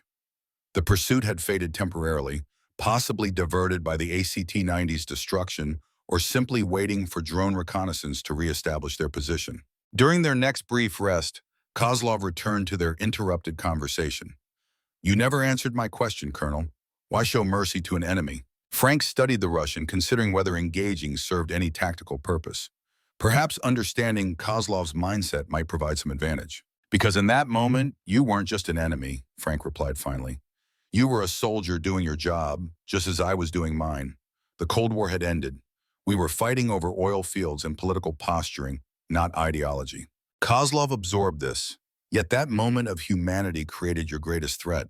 Ironic, isn't it? Only if I regret the decision, Frank countered. I don't. Williams rejoined them, having established a temporary observation post. Clear for now, but satellite coverage will give them our position eventually. We should move soon. Frank nodded agreement. As they prepared to continue, he noticed Williams checking his injured ankle, the swelling now visible despite his attempts to conceal it. How bad? Frank asked directly.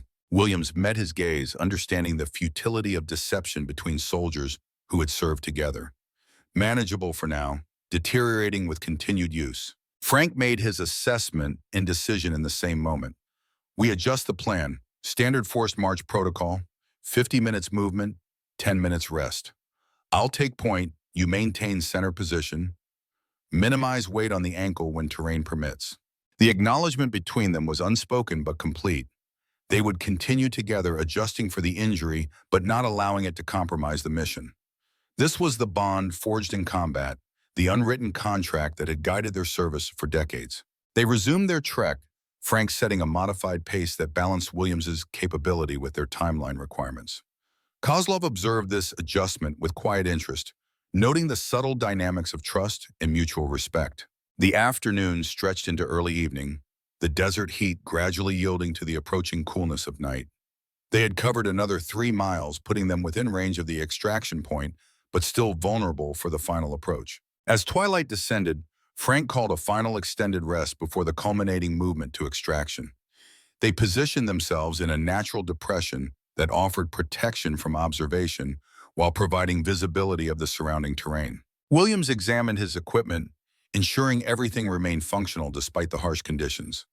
Kozlov sat slightly apart, seemingly lost in thought, but undoubtedly calculating scenarios and possibilities. Frank used the time to establish limited communication with the extraction team, using a specialized device with minimal signal profile. The exchange was brief and coded, confirming extraction remained on schedule and providing updated coordinates reflecting their actual position rather than the originally planned route. As darkness settled over the desert, stars emerged with extraordinary clarity. The same stars Frank had observed during countless missions across multiple continents throughout his career. The same stars that had witnessed the beginning of his rivalry with Kozlov 3 decades earlier. "It's time," Frank announced, gathering the team for final coordination. "Extraction in 40 minutes at these coordinates. Final approach will be communication silent, night movement protocol. I lead, Williams center, Kozlov rear." Questions? None were raised. The plan was clear, the execution straightforward, yet an undercurrent of tension remained. The extraction point would be their most vulnerable position, the moment when they would be static targets briefly illuminated for pickup. "One final thing," Frank added. "If we encounter resistance at the extraction point, our priority remains denying Project Thunderbolt data to unauthorized parties. Williams, you have technical knowledge that cannot be compromised. If extraction fails, you will be prioritized for secondary evacuation." Williams began to protest, but Frank raised his hand, silencing him. "This isn't negotiable, it's the mission parameter." The engineer subsided, recognizing the logic even as he disagreed with the implication that his survival would be prioritized over his commanders. They moved out, using the natural darkness for concealment, navigating by stars and memorized terrain features rather than lights or electronic aids that might reveal their position. Frank set the pace, compensating for Williams's injury while maintaining tactical awareness of their surroundings. The final miles passed in tense silence, each man focused on the immediate task of movement while maintaining awareness of potential threats. The extraction point, a relatively flat area suitable for helicopter landing, appeared as a darker outline against the night horizon. Frank signaled a halt 500 meters from the position, conducting a thorough visual and auditory survey before proceeding. Nothing suggested an ambush or enemy presence, but experience had taught him that absence of evidence wasn't evidence of absence. "Final approach," he whispered. "Maintain maximum dispersion. Rally at the extraction point only on my signal." They separated, each taking a different path to the designated location. This standard approach minimized the risk of a single attack neutralizing the entire team. If one was compromised, the others might still complete the mission. Frank advanced methodically, using natural cover and maintaining constant awareness of his surroundings. The night had grown cold with the desert's dramatic temperature fluctuation, but his focus eliminated any awareness of physical discomfort. He reached the extraction point first, establishing a covered position with good visibility in all directions. Minutes later, Williams appeared from a different approach angle, moving with determination despite his injury. Kozlov arrived last, his caution evident in his methodical advance. Frank signaled them to separate positions, forming a triangle of coverage around the landing zone. The extraction helicopter would approach from the east, using terrain masking to minimize exposure during final approach. The wait stretched into minutes that felt like hours, each man alone with his thoughts while maintaining vigilance. Frank found himself reflecting on the strange journey that had brought him to this moment. From the battlefields of Iraq to a night extraction in the Arizona desert, his son rescued but his mission incomplete until they delivered Kozlov and the information he possessed to proper authorities. The distinctive sound of helicopter rotors emerged from the distance, barely perceptible at first, but gradually strengthening. Frank checked his watch, right on schedule. He activated the infrared beacon that would guide the pilot to their exact position while remaining invisible to anyone without specialized equipment. The Black Hawk appeared as a darker shape against the night sky, approaching low and fast with lights extinguished. The pilot executed a textbook tactical approach, flaring for landing only in the final seconds. Frank signaled Williams and Kozlov to move to the helicopter while he maintained perimeter security. The engineer moved first, his injury evident in his gait, but his determination undiminished. Kozlov followed, glancing back once at Frank as if ensuring the colonel wasn't planning some final betrayal. As they reached the helicopter, Frank began his own approach, continuing to scan for threats. The extraction was proceeding exactly as planned. Too smoothly, instinct warned him. 30 years of combat experience had taught him to trust that instinct. He was within 30 meters of the helicopter when the first shot rang out. The round struck near his position, kicking up dust and stone fragments. Frank immediately dropped to cover, identifying the approximate origin point, a rocky outcropping 300 meters to the northwest. Williams had reached the helicopter, but turned at the sound of gunfire. Frank signaled him urgently to complete boarding. The mission priority remained getting the Project Thunderbolt information and Kozlov into secure custody. More shots followed, a disciplined pattern designed to pin Frank down rather than immediately eliminate him. Tactical patience from a professional marksman, establishing control of the battle space before executing the kill. Frank recognized the approach immediately. Thomas Reed, the former Special Forces operator who had trained under him, the same techniques Frank had taught him years ago, now deployed against their originator. The helicopter pilot, recognizing the situation, maintained position despite the danger. Williams had boarded, physically pulling Kozlov inside despite the Russians' apparent hesitation. Frank assessed his options with cold precision. The sniper had established effective coverage of the most direct route to the helicopter.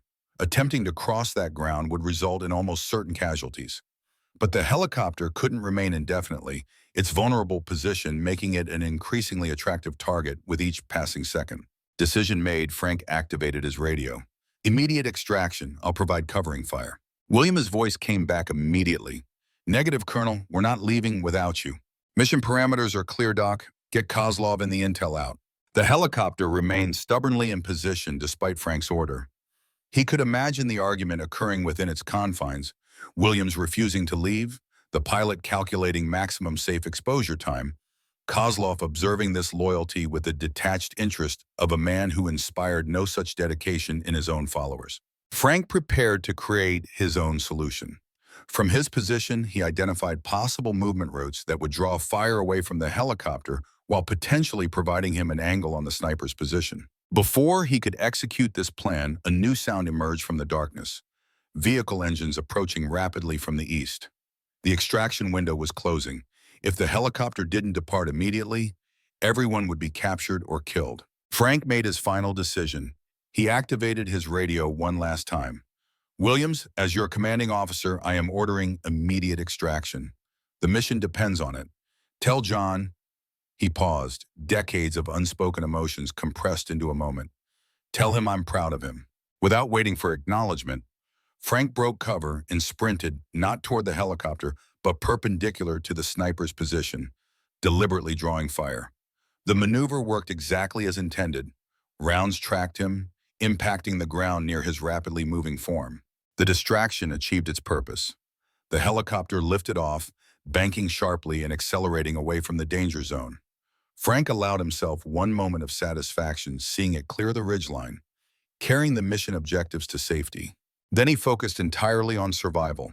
The approaching vehicles would reach his position within minutes.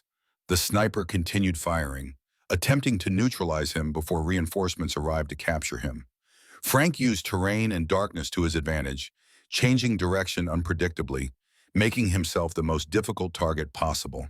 A round passed close enough to his head that he felt the atmospheric disturbance of its passage. Another tore through the fabric of his jacket sleeve without striking flesh. The margin between survival and death measured in millimeters and milliseconds. Frank angled toward a rock formation that might provide both cover from the sniper and concealment from approaching vehicles. His breathing remained controlled despite the exertion, his movements deliberate despite their speed. He reached the formation seconds before the lead vehicle crested a nearby rise, its headlights sweeping the area he had occupied moments earlier.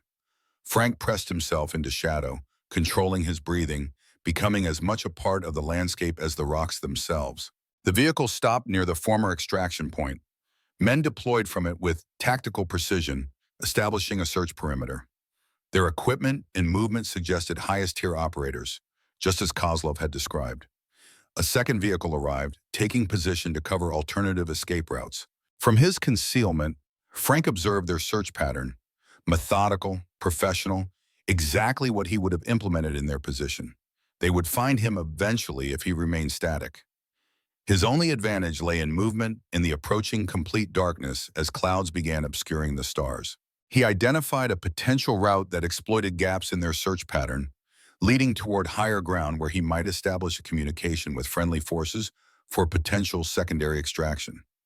The timing would need to be perfect, using the searcher's own movement to cover his. As he prepared to move, a voice called out from the darkness, a voice he recognized immediately. Colonel Harrington, Thomas Reed, his former student.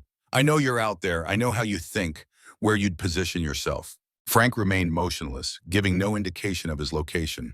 Your helicopter is gone, Reed continued. Your team abandoned you. There's no secondary extraction coming. My employer has ensured all channels are monitored and blocked. Still, Frank maintained his silence, analyzing rather than reacting. Reed was attempting to flush him out through psychological pressure, another technique Frank himself had taught. I respected you once, Reed called, his voice moving as he adjusted position. Thought you embodied everything a soldier should be. But you were just another government tool, weren't you? Following orders without question, never asking why. The psychological approach shifted from isolation to undermining Frank's foundational beliefs. Sophisticated manipulation that might work on a younger, less experienced operator. Project Thunderbolt wasn't about defeating Soviet tanks, Colonel. It was about creating first-strike capability against hardened nuclear storage. Your government was developing weapons to start a nuclear war, not prevent one. This matched what Kozlov had revealed earlier. Frank had already processed this information, integrated it into his understanding of the mission. Reed was providing nothing new, nothing that would shake his resolve. You sacrificed your family, your son, for lies. John grew up without a father because you chose duty to people who manipulated you. Was it worth it? That struck closer to home, touching the one regret that had haunted Frank through decades of service. But even this psychological pressure couldn't overcome 40 years of discipline. Frank remained silent, waiting for his opportunity. It came moments later when a cloud completely obscured the moon, plunging the desert into deeper darkness. Two search teams converged, creating momentary confusion in their pattern. Frank moved immediately, using their own noise to mask his movement, slipping between search elements with the ghost-like stealth of a veteran operator. He reached the base of the elevated ground he had identified earlier, beginning a controlled ascent that minimized exposure while maximizing progress. Behind him, the search continued, still focused on the area where Reed believed he would be positioned. Frank permitted himself no satisfaction, no premature sense of escape. The ascent required his complete concentration, each handhold and foothold tested before commitment, each movement calculated to generate minimal sound and disturbance. Halfway up the slope, a dislodged stone betrayed him, clattering down the incline with unnatural rhythm.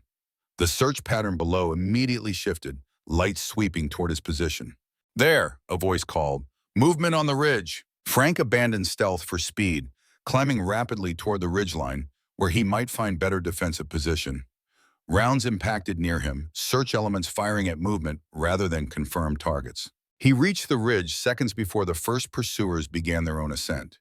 The elevated position provided both advantage and vulnerability. Better fields of fire, but more exposure to detection. Frank moved laterally along the ridgeline, seeking the optimal balance between the two. The search elements coordinated their approach, some continuing direct pursuit, while others moved to flank positions that would cut off potential escape routes. Frank recognized the encirclement tactic, the same approach he would have implemented. His options narrowed with each passing moment. Direct confrontation would be suicidal against superior numbers and equipment. Continued evasion bought time but led inevitably to capture as the search net tightened. Communication remained blocked, preventing contact with friendly forces. Frank reached a decision point, literally and figuratively. The ridgeline ended in a sharp drop-off, preventing further lateral movement. Behind him, searchers closed the distance methodically. Before him lay only open descent into terrain that offered minimal concealment. He considered his remaining resources.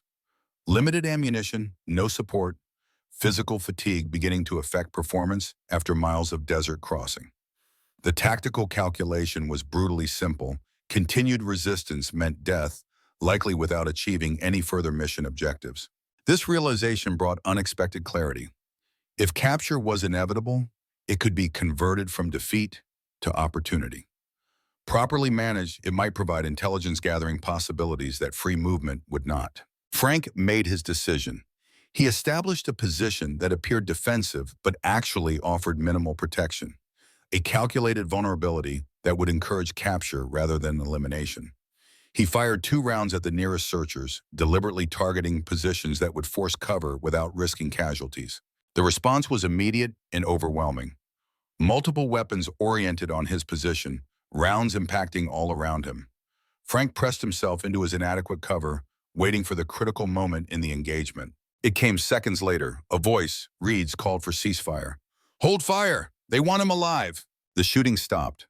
Frank remained motionless, controlling his breathing, presenting the appearance of someone wounded or incapacitated to encourage approach rather than continued fire. "Colonel Harrington," Reed called. "You're surrounded. There's no escape. Surrender now and you won't be harmed." Frank allowed the silence to stretch, creating uncertainty about his condition. Footsteps approached cautiously, searchers advancing with the careful protocol of those unsure if their target remained dangerous. When they were committed to their approach, Frank made his move. Not an attack which would likely result in immediate death, but a controlled surrender designed to maximize his survival chances while gathering intelligence. He raised his hands slowly, weapons conspicuously absent.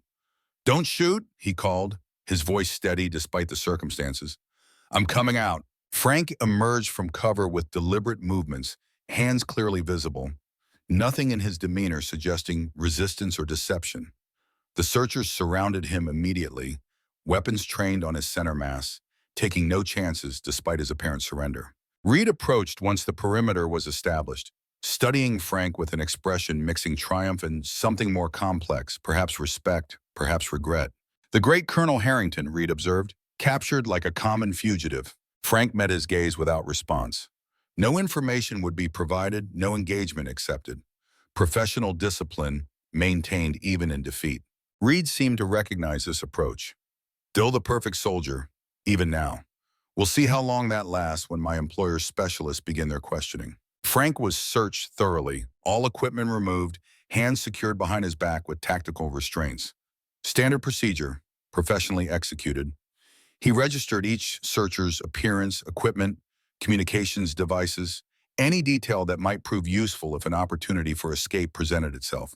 "Transport is inbound," one of the operators reported to Reed. "ETA 3 minutes. Reed nodded acknowledgement. "Secure the prisoner. Full protocol." As they waited for the transport, Reed continued studying Frank with unsettling intensity.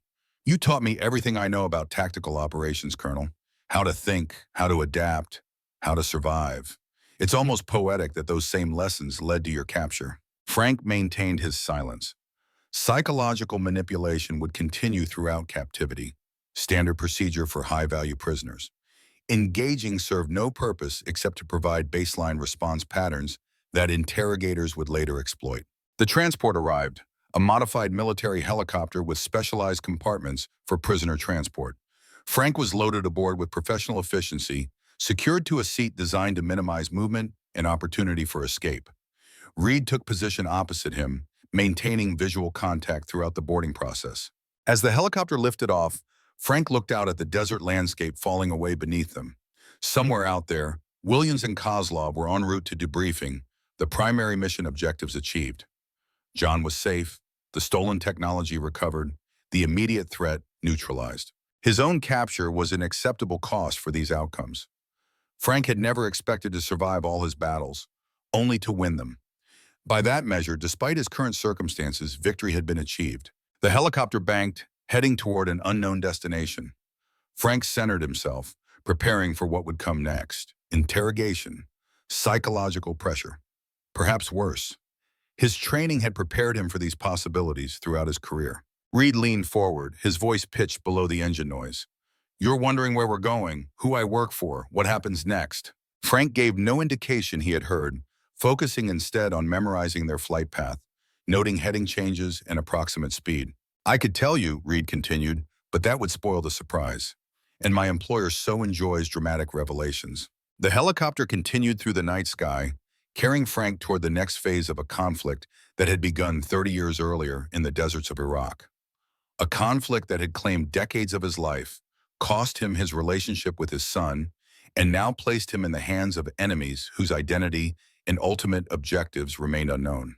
Yet even in this moment of apparent defeat, Frank maintained the core that had defined his entire career. Discipline, focus, and the absolute certainty that while battles might be lost, the war would continue. He had completed his mission.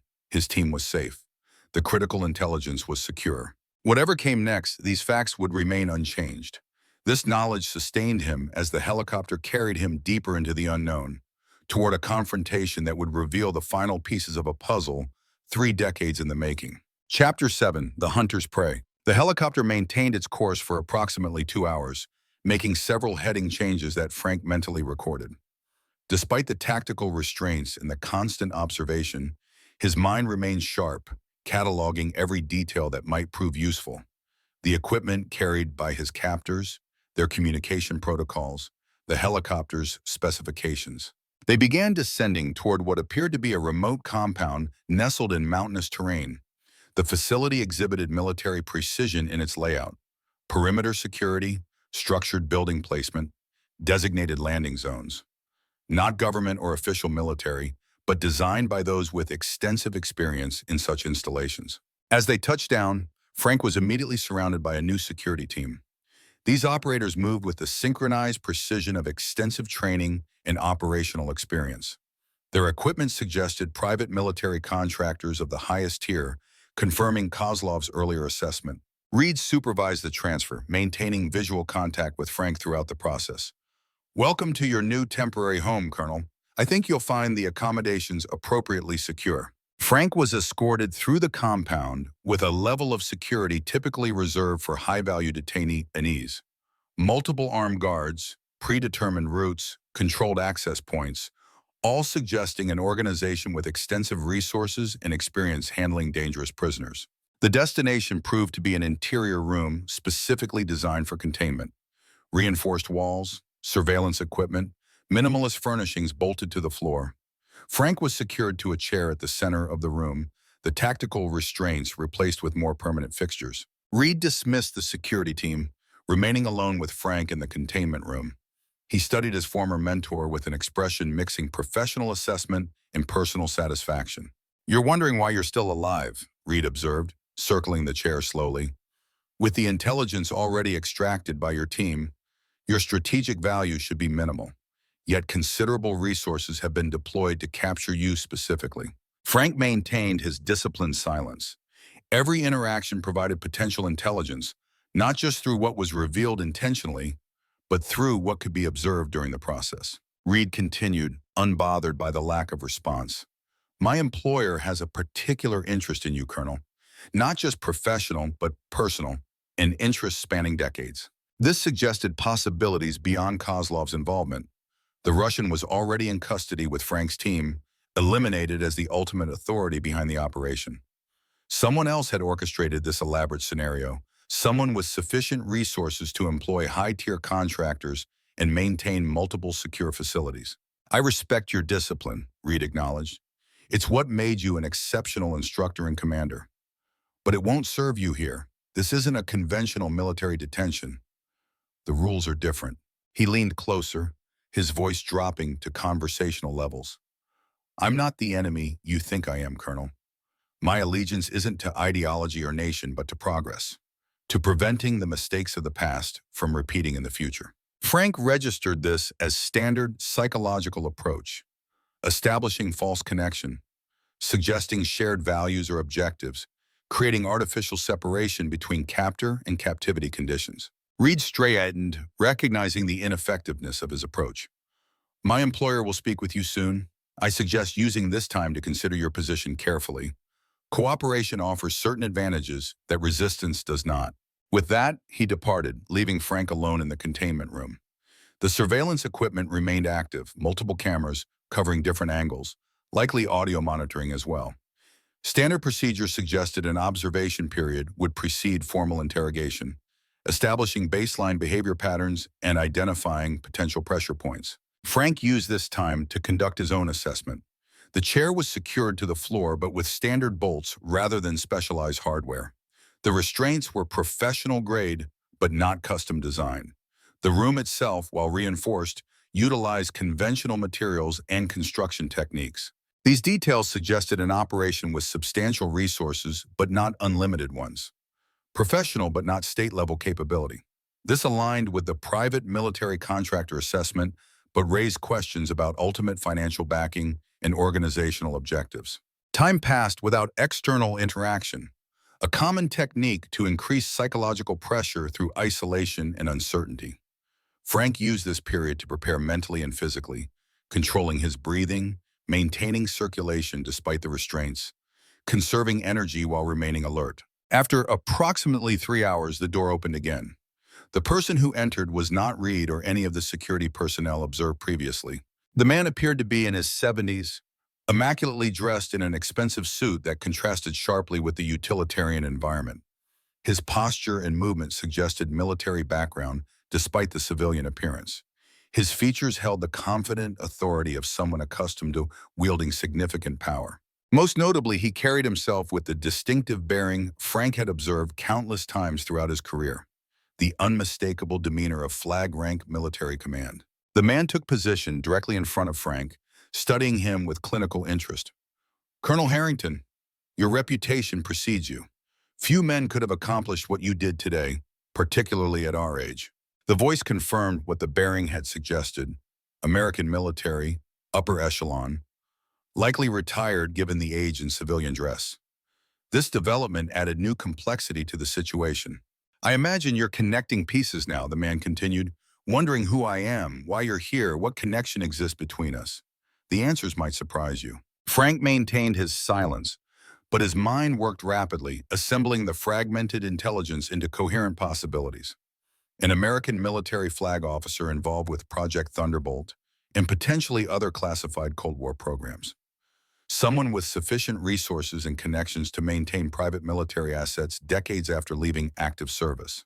The man smiled slightly, recognizing Frank's analytical process. "We've never met formally, though our careers intersected at critical junctions. General Howard Blackwood, former Director of Defense Advanced Research Programs, retired officially." The name registered immediately. Blackwood had been a legendary figure in defense circles. Brilliant, visionary, occasionally controversial, for advocating technological solutions considered too aggressive by conventional military leadership. "Project Thunderbolt was one of my earlier initiatives," Blackwood explained, circling Frank's chair slowly. "Conceived during the darkest days of the Cold War, when first strike capability seemed our only insurance against Soviet aggression. The ability to neutralize hardened nuclear storage facilities without triggering fail-safes, an elegant solution to an existential problem." He paused, allowing the information to register. But then the Cold War ended. Suddenly, technologies designed for confronting Soviet expansion became politically inconvenient. Projects like Thunderbolt were buried, their potential never realized. Frank recognized the bitterness in Blackwood's tone, the frustration of a visionary whose work had been abandoned for political expediency rather than technical limitations. "You're wondering what this has to do with you," Blackwood observed. "Why I would invest so heavily in recovering technology decades old. Why I would employ Viktor Kozlov, your old adversary, to create a scenario guaranteed to draw you into the operation." This confirmation of deliberate manipulation aligned with Frank's developing assessment. He had been the target all along, not merely a complication in recovering the technology. "The original Thunderbolt formulas were revolutionary," Blackwood continued, "but incomplete. The final components, the elements that would have made the system truly effective, were never documented officially. They existed only in the minds of the primary research team, all now deceased except one." He stopped directly in front of Frank. "Your father, Major William Harrington, Materials Research Division." The revelation landed with physical impact. Frank's father had indeed worked in military research, but the specific projects had remained classified throughout his lifetime. He had died when Frank was in his 20s, taking whatever secrets he possessed to his grave. Blackwood observed the reaction with satisfaction. "Now we reach the core truth. Your father recognized the implications of Project Thunderbolt, not just its military application, but its potential for catastrophic misuse. He deliberately withheld critical formulaic components, embedding fragments in the ACT-90 prototype, but keeping the integration methodology to himself. This aligned with what Kozlov had revealed earlier, the physical incorporation of formula components into the ACT-90 structure. But it added a new dimension, deliberate fragmentation as security protocol rather than standard classified information handling. When your father died, I believe the final components were lost forever," Blackwood continued. until I discovered his personal journals during a security review. Journals that suggested he had shared the integration methodology with his son, a promising young officer who had expressed interest in his father's work. Frank maintained his composure despite the internal realization. His father had indeed shared mathematical formulas and material science concepts during his youth, presenting them as intellectual exercises rather than classified information. Frank had never connected these teachings to specific military applications. "You don't remember, do you?" Blackwood asked, studying Frank's expression. "Or perhaps you never knew what you were being given." William was clever that way, compartmentalizing information, teaching components without revealing the whole. He leaned closer. "But the information is there, Colonel, buried in your memory. Mathematical sequences, material formulations, integration methodologies, all the components necessary to complete Project Thunderbolt, and I intend to recover them." The full picture emerged with brutal clarity. Frank hadn't been targeted merely because of his connection to Kozlov or his military expertise. He had been the primary objective all along, the unwitting repository of information his father had hidden decades earlier. Your son, the hostages, the technology theft, all engineered to ensure your personal involvement, Blackwood confirmed.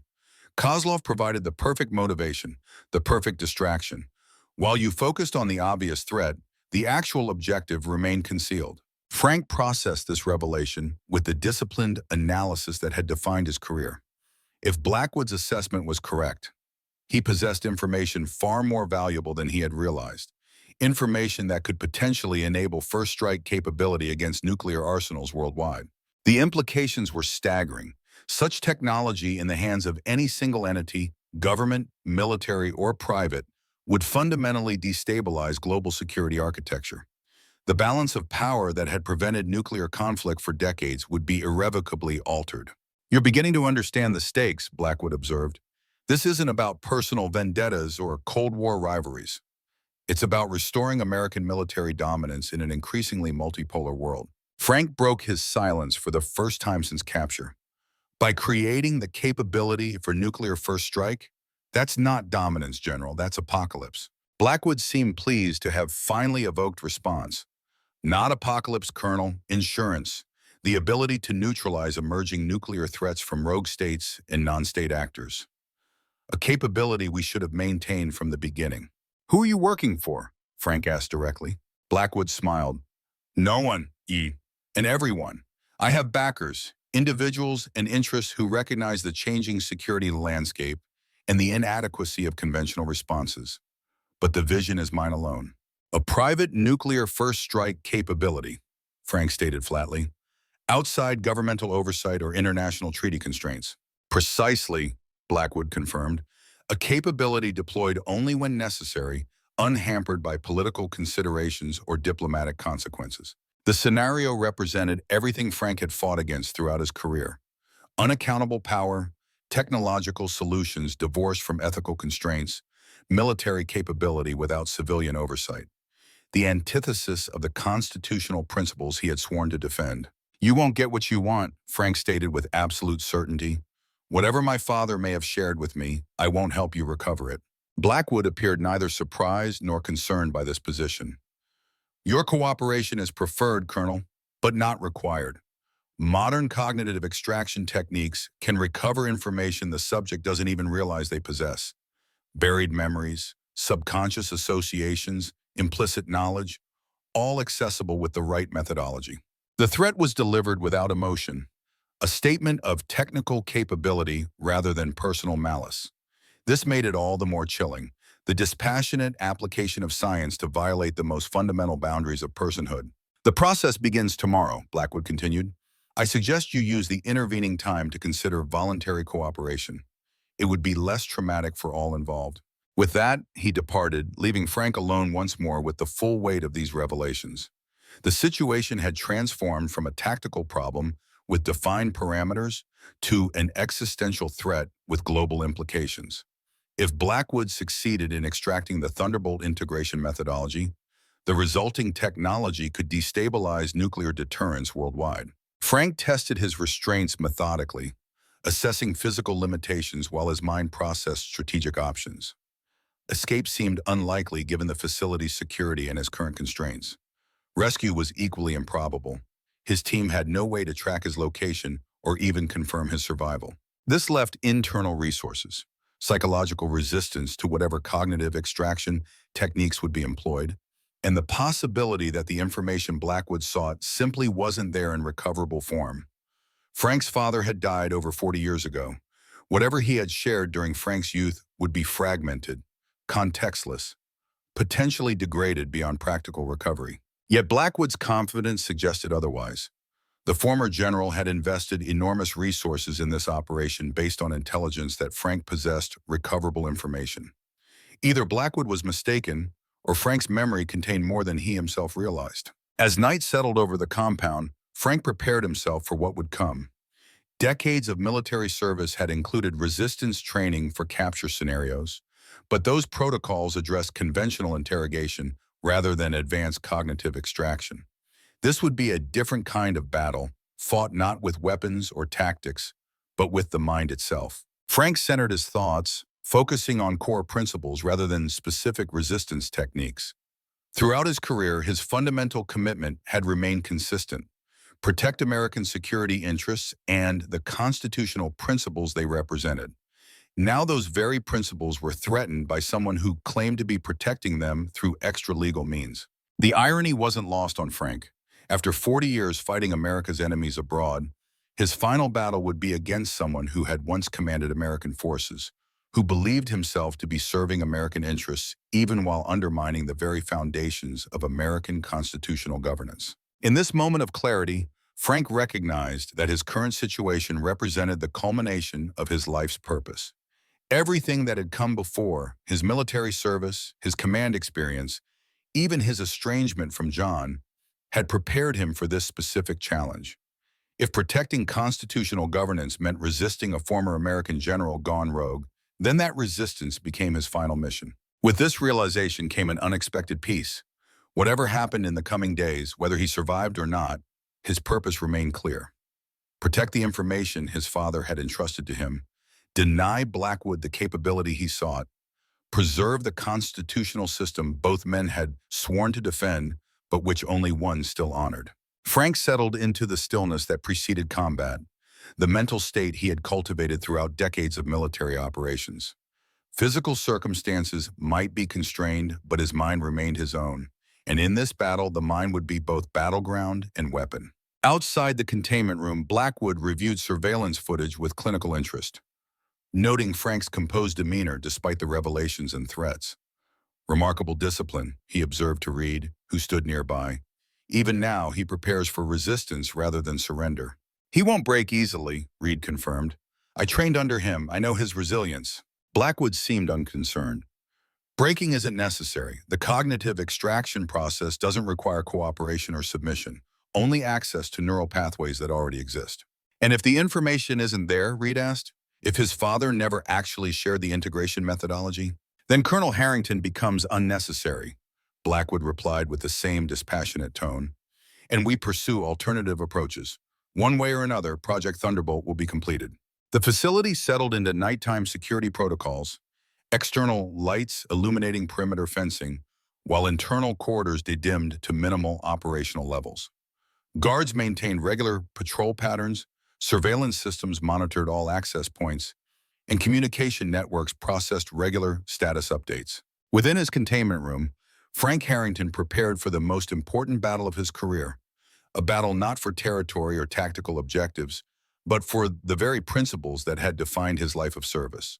Whatever came with the dawn, he would face it with the same unwavering commitment to duty that had guided him through 40 years of defending his nation and its constitutional foundations. The final confrontation approached, not on a distant battlefield, but within the confines of his own mind.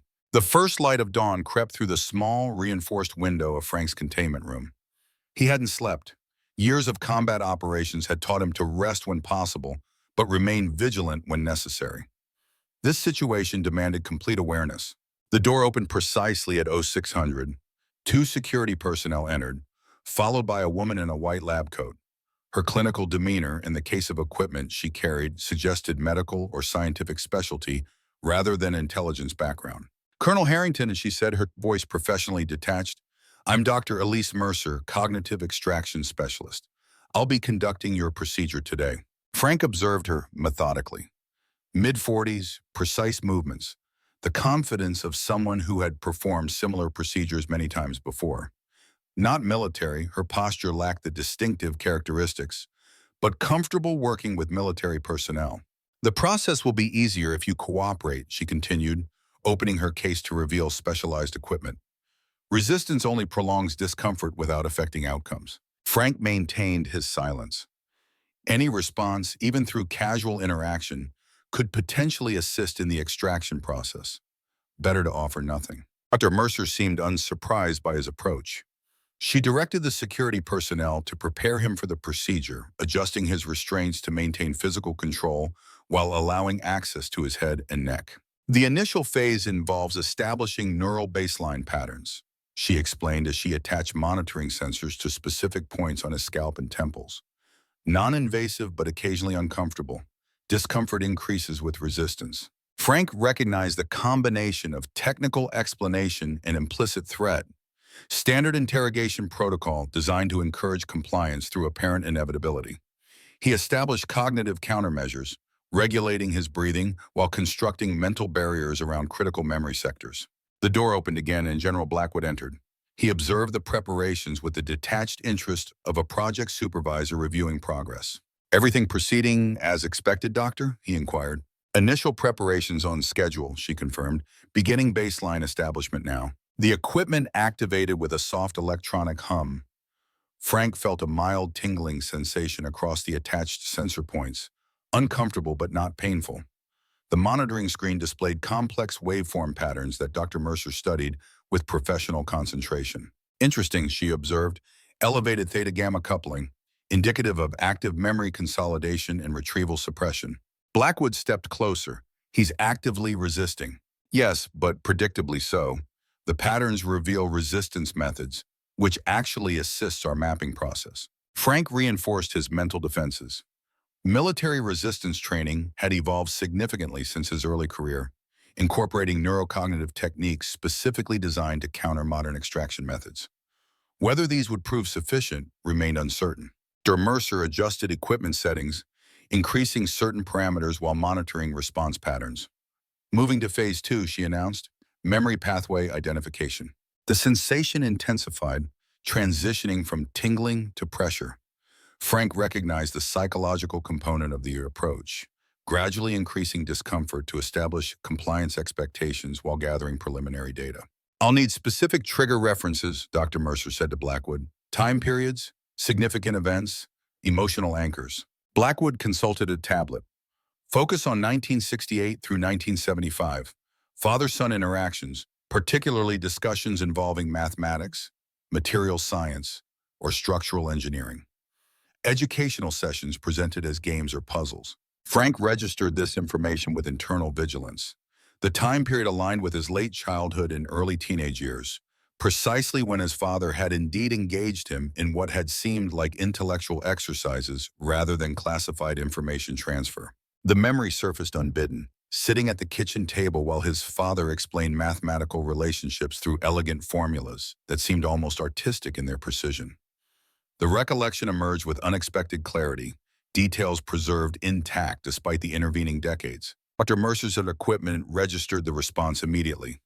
"Strong activation in episodic memory centers," she reported. "Specific trigger confirmed." Frank redirected his mental focus, employing counter-extraction techniques, conceptual fragmentation, memory substitution, attention divergence.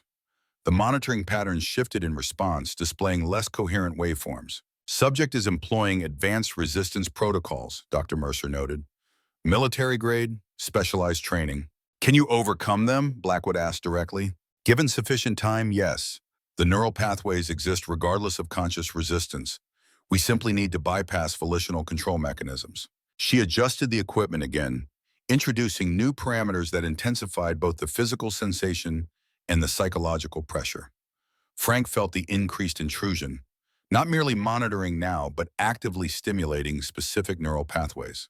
The memories flickered with greater persistence, his father's voice explaining molecular bonding principles through mathematical formulas.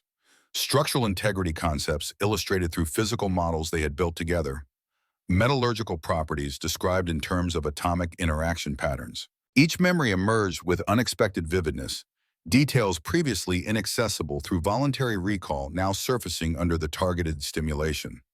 Frank recognized the danger immediately. These weren't merely recollections, but potential fragments of the information Blackwood sought. Dr. Mercer monitored the patterns with increasing interest. Excellent response in knowledge integration centers. Subject possesses extensive embedded information, precisely as theorized. Blackwood leaned closer to the monitoring displays. Can you extract specific formulas, integration methodologies? The information exists in fragmented form, she explained, distributed across multiple memory centers rather than consolidated in sequential storage. This suggests deliberate cognitive encoding, information presented in ways that would appear unrelated to the recipient. Precisely what William would have done, Blackwood confirmed, hiding critical information in plain sight, embedding it in seemingly innocent father-son interactions. Frank intensified his resistance efforts, employing the most advanced countermeasures from his specialized training. The effort required extraordinary concentration, maintaining focused discipline despite mounting physical discomfort and psychological pressure. Dr. Mercer noted the changes immediately, resistance increasing, implementing countermeasures. She adjusted several parameters simultaneously, bypassing direct pathways in favor of associative connections. The approach proved momentarily effective, accessing peripheral memory components connected to the target information. Frank felt the intrusion penetrating deeper, despite his resistance.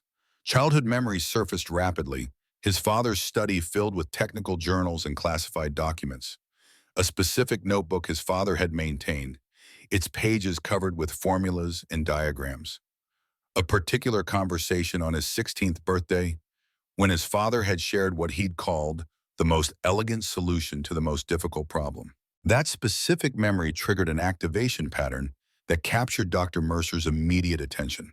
Significant spike in recognition centers, she reported. Critical pathway identified. She focused the extraction process on this pathway, increasing stimulation parameters.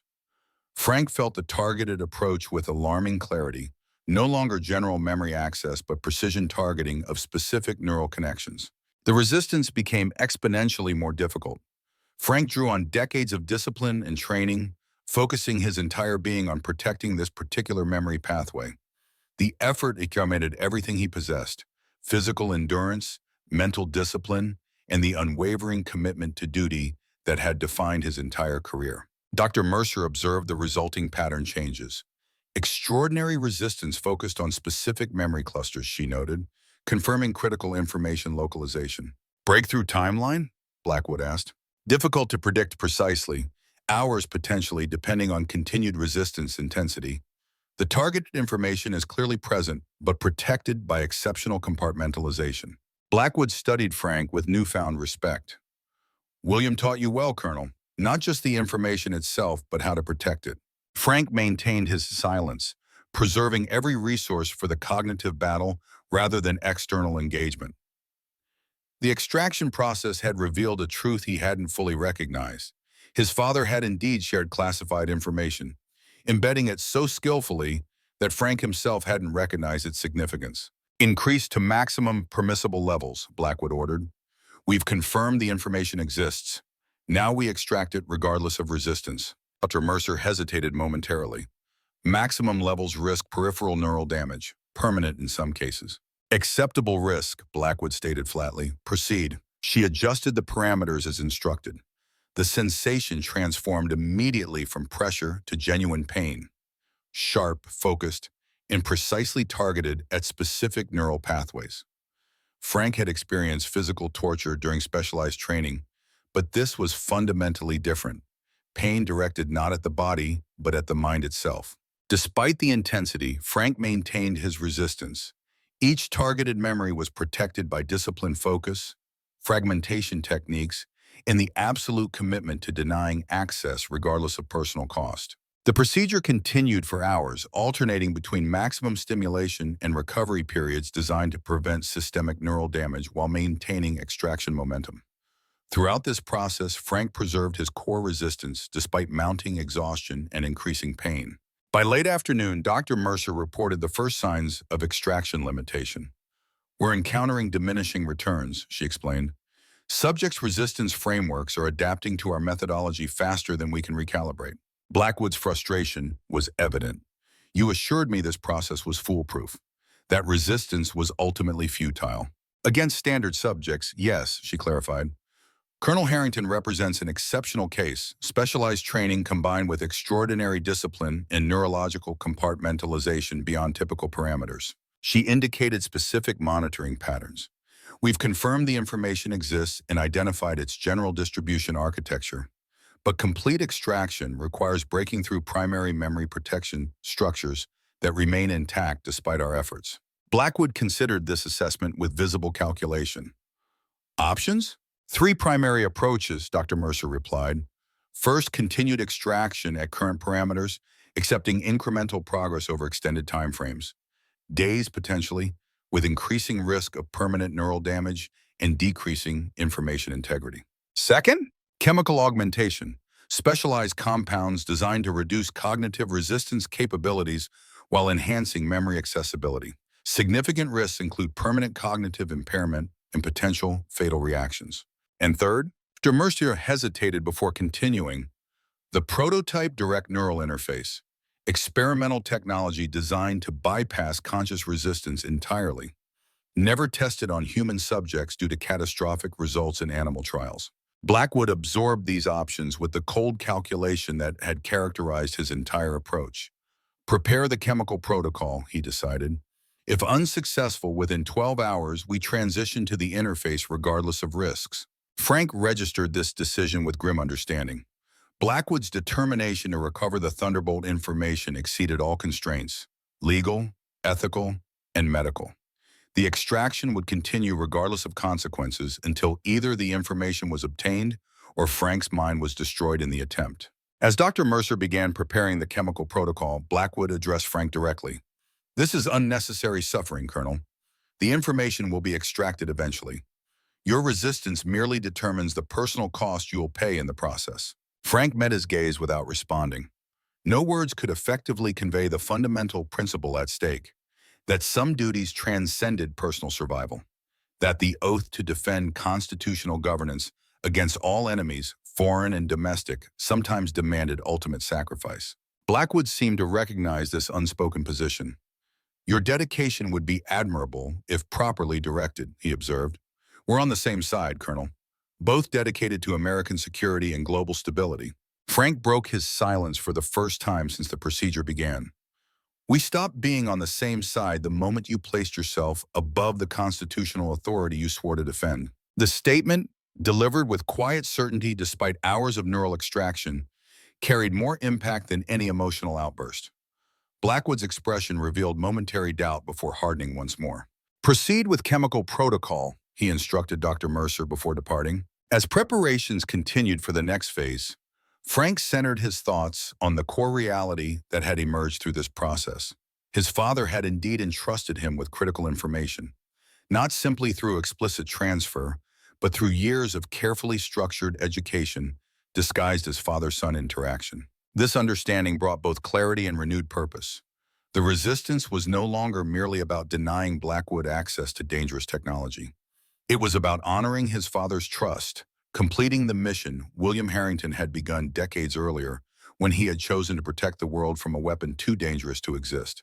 The chemical protocol would present new challenges, reducing cognitive control while enhancing memory accessibility. Frank prepared mentally for this escalation, knowing that the coming hours would demand everything he possessed and more. As Dr. Mercer approached with the prepared injection, Frank focused on a single certainty that transcended the immediate circumstances. Somewhere beyond these walls, his son John was safe. The primary mission had been accomplished regardless of personal cost. This knowledge provided strength beyond physical endurance or technical resistance techniques. The profound peace of duty fulfilled. Whatever came next, this truth would remain unchangeable. And in that certainty lay the ultimate victory, regardless of the battle's outcome. Chapter 10, Thunder Rising. The Black Hawk helicopter approached Fort Irwin under the cover of darkness, its flight path deliberately indirect to confuse potential tracking. Inside, Williams monitored Kozlov while Sarah coordinated with base security for secure reception. John Harrington sat motionless, his eyes fixed on the empty seat where his father should have been. The landing proceeded with minimal illumination, essential personnel only on the secure pad. General Mitchell waited as the rotors wound down, his expression grim as he observed the team disembarking and noted the critical absence. "Colonel Harrington?" he asked Williams directly. "Captured during extraction," Williams reported, his voice professional despite the emotional weight. "Created diversion to ensure our escape. Last confirmed position was the extraction point in Arizona sector." Mitchell absorbed this information with the controlled reaction of a commander who had received similar reports countless times throughout his career. "Hostages secure?" "All three, sir. Minor dehydration, no significant injuries." "And Kozlov?" Williams nodded toward the Russian, who was being secured by military police. "Cooperative thus far, claims willingness to provide intelligence on the organization that betrayed him." Mitchell studied Kozlov briefly before returning his attention to more immediate concerns. "Debriefing in 30 minutes, medical evaluation first, then full operational report." As the group moved toward the facility entrance, John approached Mitchell. "General, we need to organize a recovery operation immediately. My father is still alive." Mitchell's expression remained carefully neutral. "We have no confirmation of Colonel Harrington's status, Major, and limited intelligence on potential captivity location." "Then we gather that intelligence," John insisted. "Satellite coverage, communication intercepts, resource deployment tracking. We have capabilities." "Which are being employed as we speak," Mitchell assured him. "But authorization for recovery operations requires confirmation of viability and actionable intelligence regarding location." John's frustration was visible despite his military discipline. "Every hour reduces survival probability. We can't wait for perfect intelligence." Mitchell placed a hand on John's shoulder, a rare gesture of personal connection from the typically formal commander. "Your father understood the risks, son, as do all operators at his level. That doesn't mean we abandon him. No one is suggesting abandonment," Mitchell clarified. "But effective recovery requires precision rather than merely good intentions. Report to medical, then join the intelligence analysis team. Your expertise may help identify potential captivity locations." This practical assignment provided direction for John's determination, channeling emotion into actionable contribution. He nodded once before following the medical evacuation route, his posture reflecting both the physical exhaustion of the mission and the emotional weight of his father's sacrifice. Mitchell turned to Williams and Sarah, who had remained nearby during this exchange. "What's your assessment of Colonel Harrington's situation?" Williams answered with the direct honesty of long service. "Captivity confirmed, elimination unlikely given the resources deployed for capture rather than neutralization. They want something he knows." "The Project Thunderbolt information," Mitchell concluded. "Yes, sir. Kozlov revealed significant details during extraction. The project wasn't merely about penetrating Soviet armor as originally documented. It involves specialized munitions capable of defeating hardened nuclear storage facilities without triggering failsafes." Mitchell's expression darkened. "First strike capability against nuclear arsenals." "Precisely, sir," Sarah interjected, stepping forward with the analytical precision that had made her invaluable throughout the operation. "And I've correlated this with intelligence from my Pentagon database access.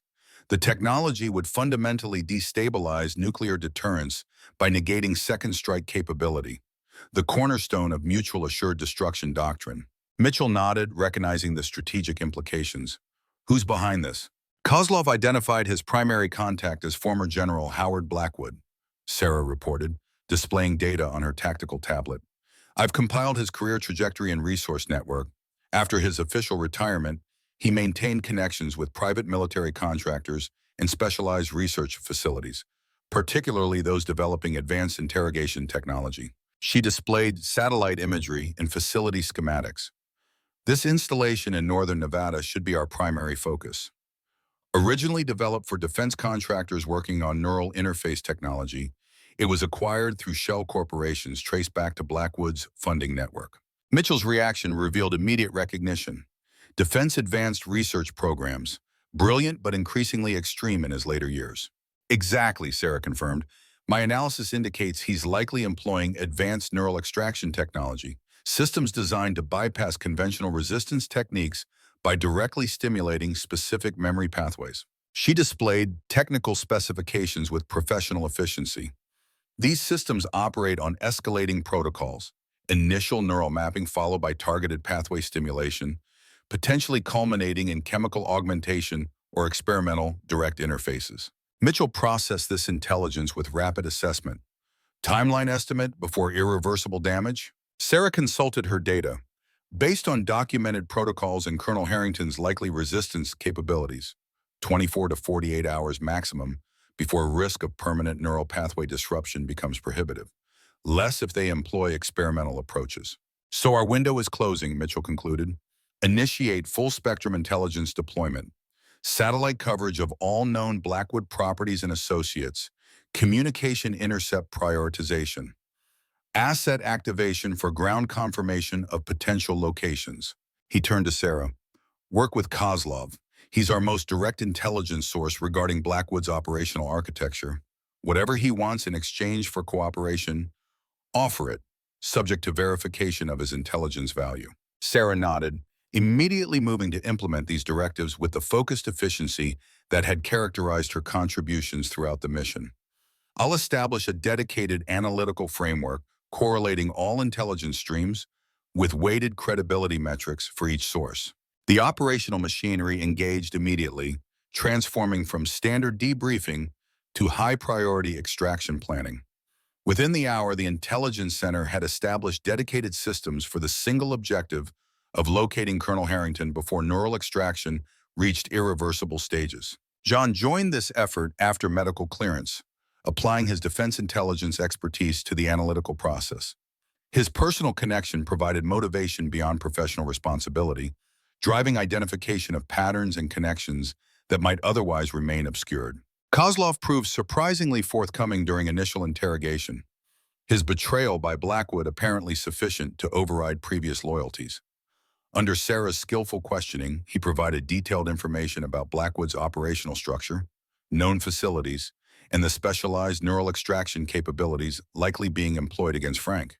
You must understand, Kozlov explained during intensive debriefing, Blackwood is not merely seeking information. He believes completing Project Thunderbolt will restore American military dominance.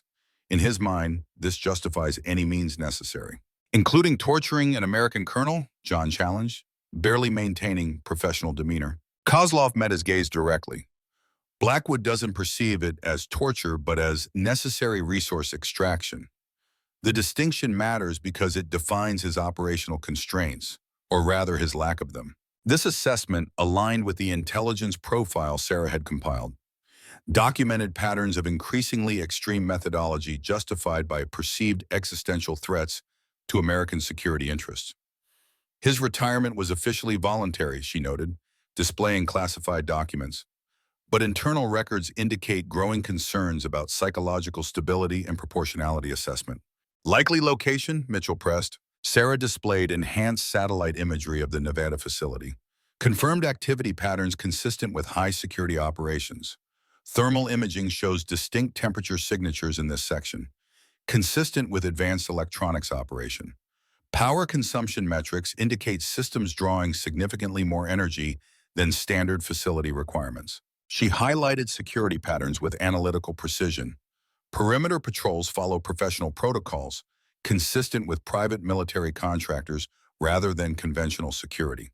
Communications employ military-grade encryption, but signal pattern analysis confirms command structure consistent with Blackwood's known operational preferences.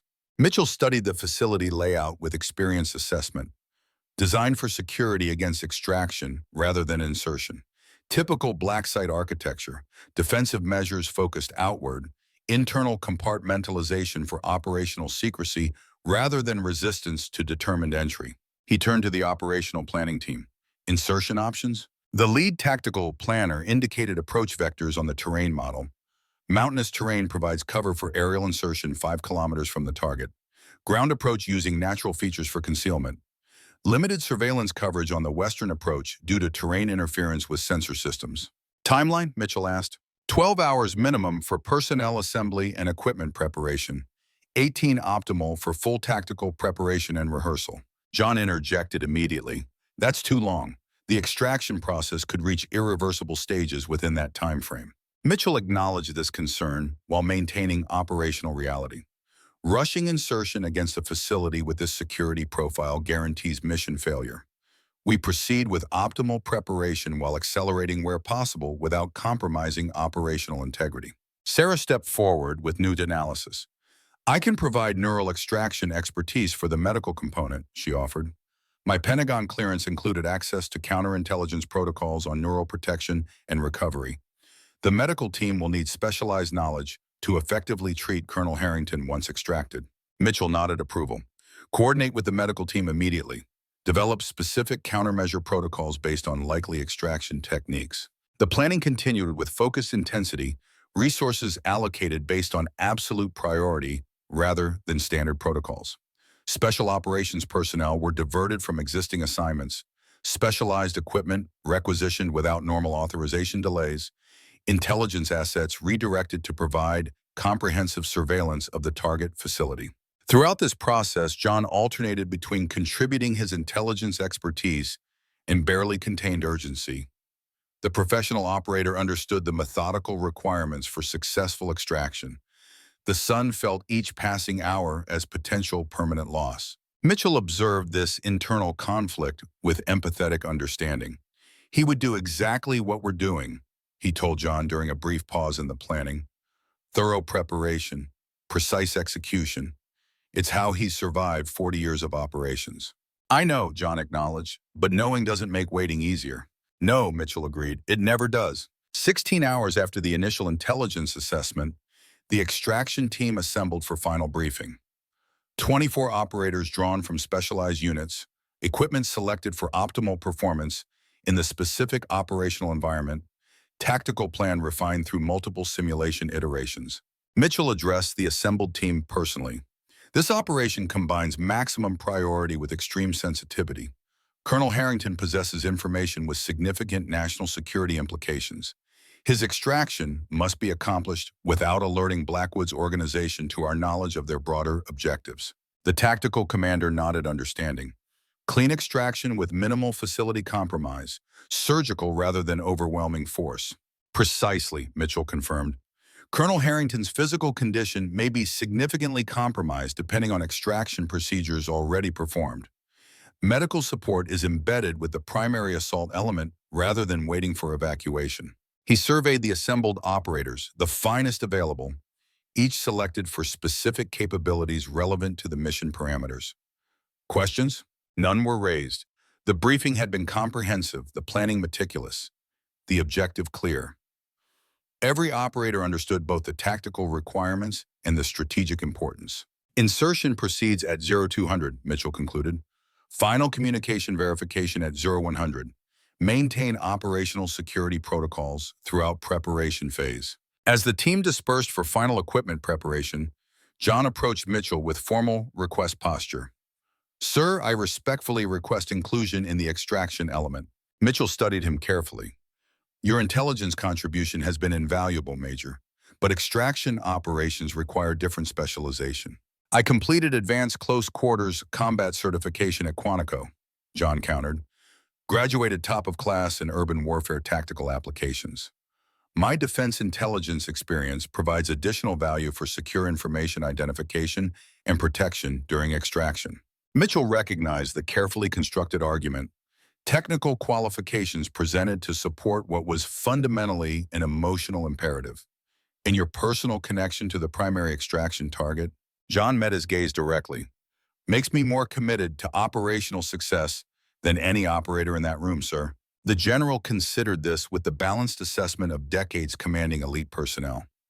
Personal connection could indeed compromise operational discipline, but it could also provide motivation beyond professional responsibility, driving performance beyond standard parameters when circumstances demanded. Assigned to secondary element, Mitchell decided. Support role unless primary element requests direct assistance. Clear? Crystal clear, sir. Thank you. Mitchell watched him depart with the complex emotions of a commander who had made similar decisions countless times throughout his career, balancing operational requirements against human factors that defied purely tactical calculation. In this case, the decision felt right despite violating standard protocols regarding personal connection to extraction targets. Sarah approached as final preparations were completed. Medical countermeasures prepared, she reported. I've briefed the extraction team's medical specialist on likely extraction effects and optimal initial treatments. Recovery protocols are established at the receiving facility with specialized equipment ready for immediate implementation. Mitchell nodded appreciation. Your contribution has been exceptional throughout this operation, Lieutenant. Your father would be proud. Thank you, sir, she replied with professional composure. But my contribution isn't complete until Colonel Harrington is safely recovered and Project Thunderbolt secured from potential weaponization. The preparation phase proceeded with the controlled urgency of elite operators functioning at peak capability. Equipment checks, communication protocols, tactical rehearsals, each element refined to minimize variables and maximize success probability. At precisely 0100, final communication verification confirmed operational readiness.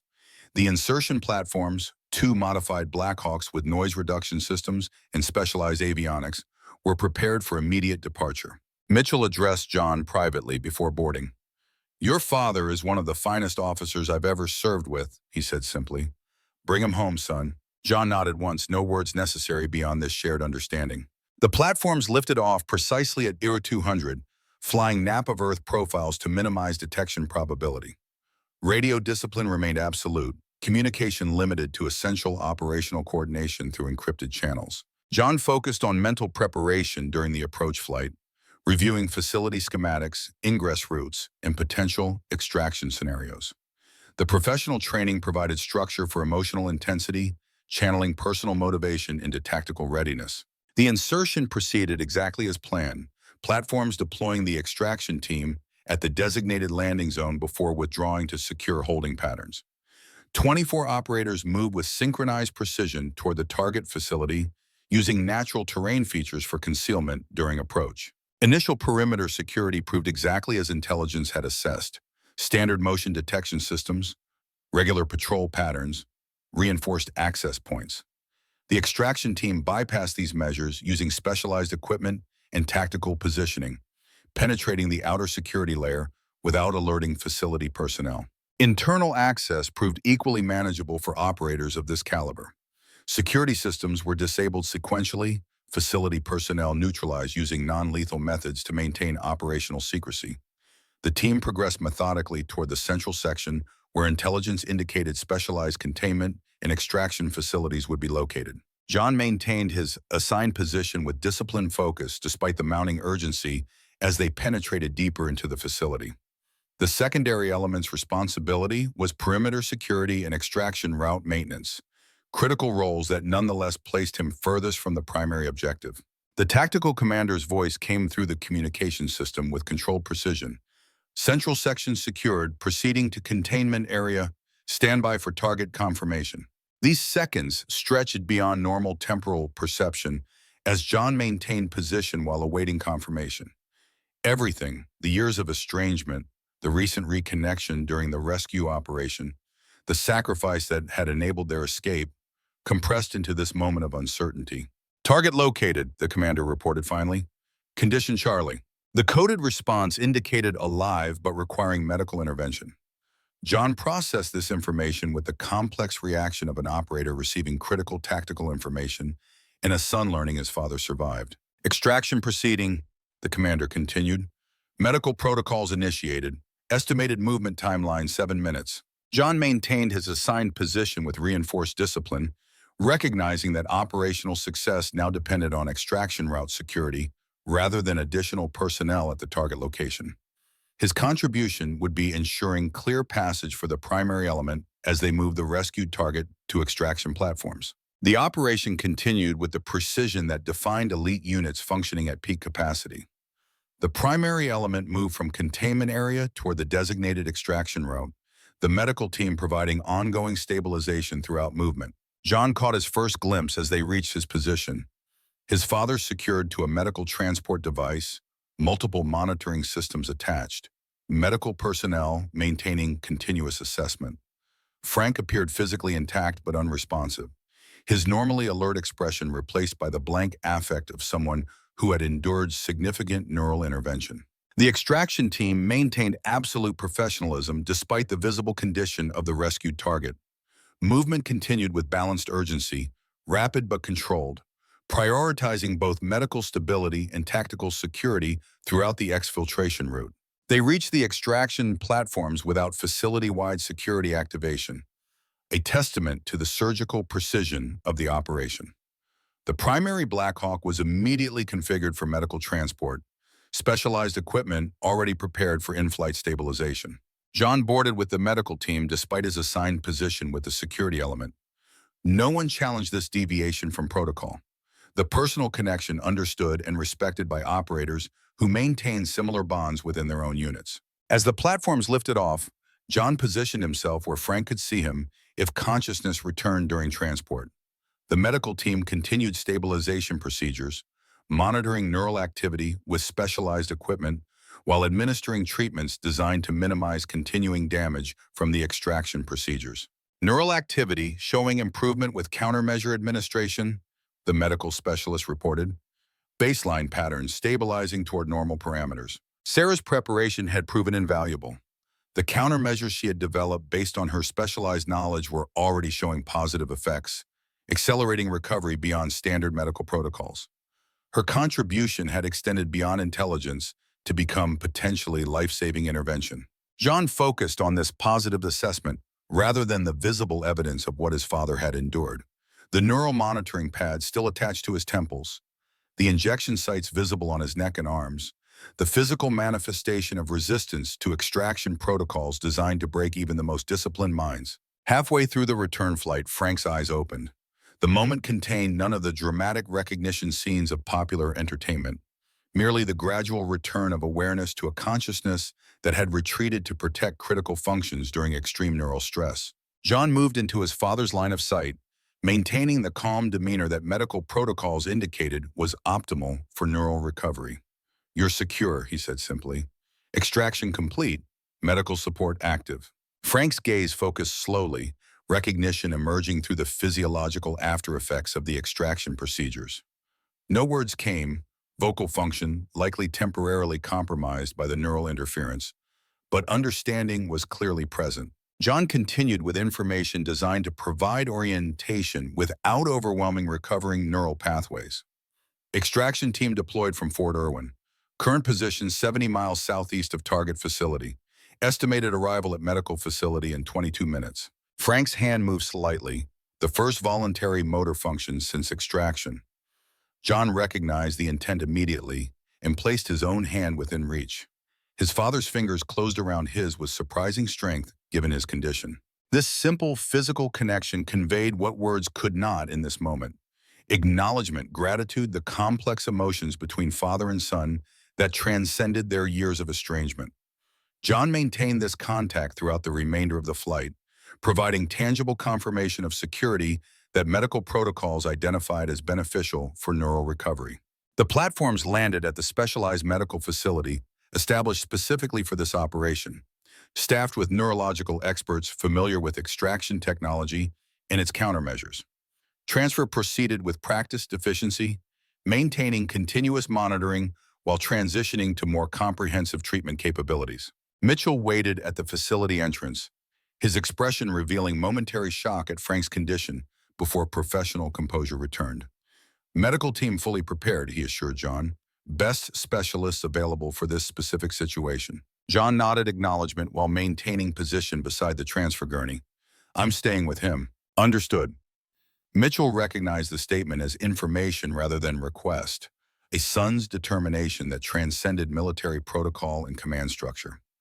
Regular updates on condition and treatment progress. The medical team continued transfer into the specialized treatment section, establishing comprehensive monitoring and intervention systems designed specifically for neural recovery. John maintained his position throughout this process, his presence providing continuity during a transition that medical protocols identified as potentially destabilizing for recovering patients. Sarah joined them as the initial treatment protocols were established, her specialized knowledge proving invaluable to the medical team. "I've integrated the neural mapping data from our intelligence assessment with the current monitoring results," she explained to John.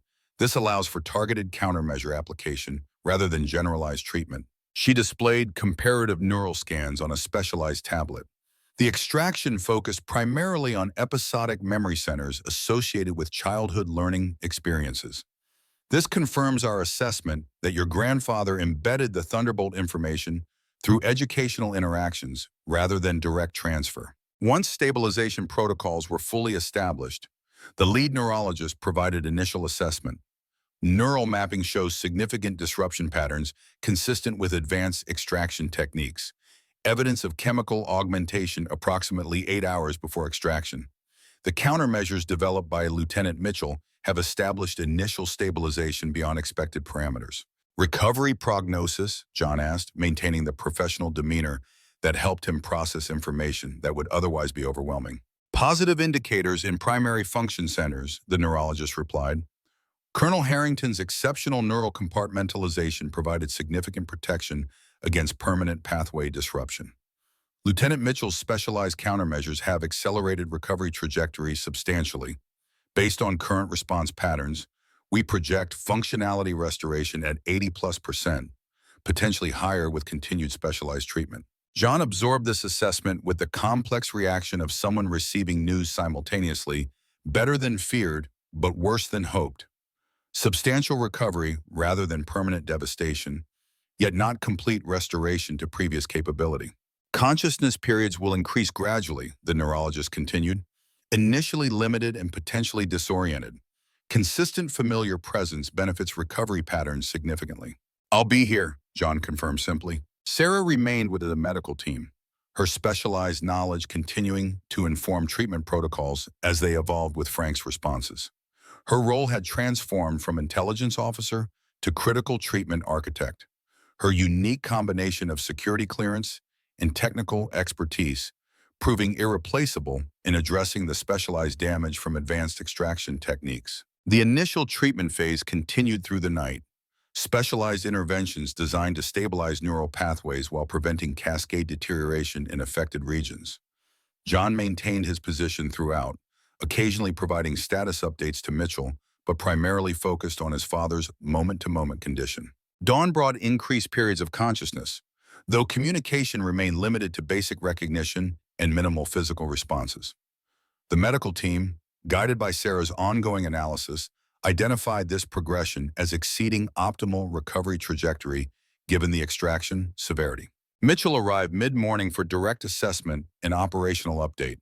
Blackwood's facility has been secured, he reported, personnel contained for intelligence processing, equipment and documentation preserved for technical analysis.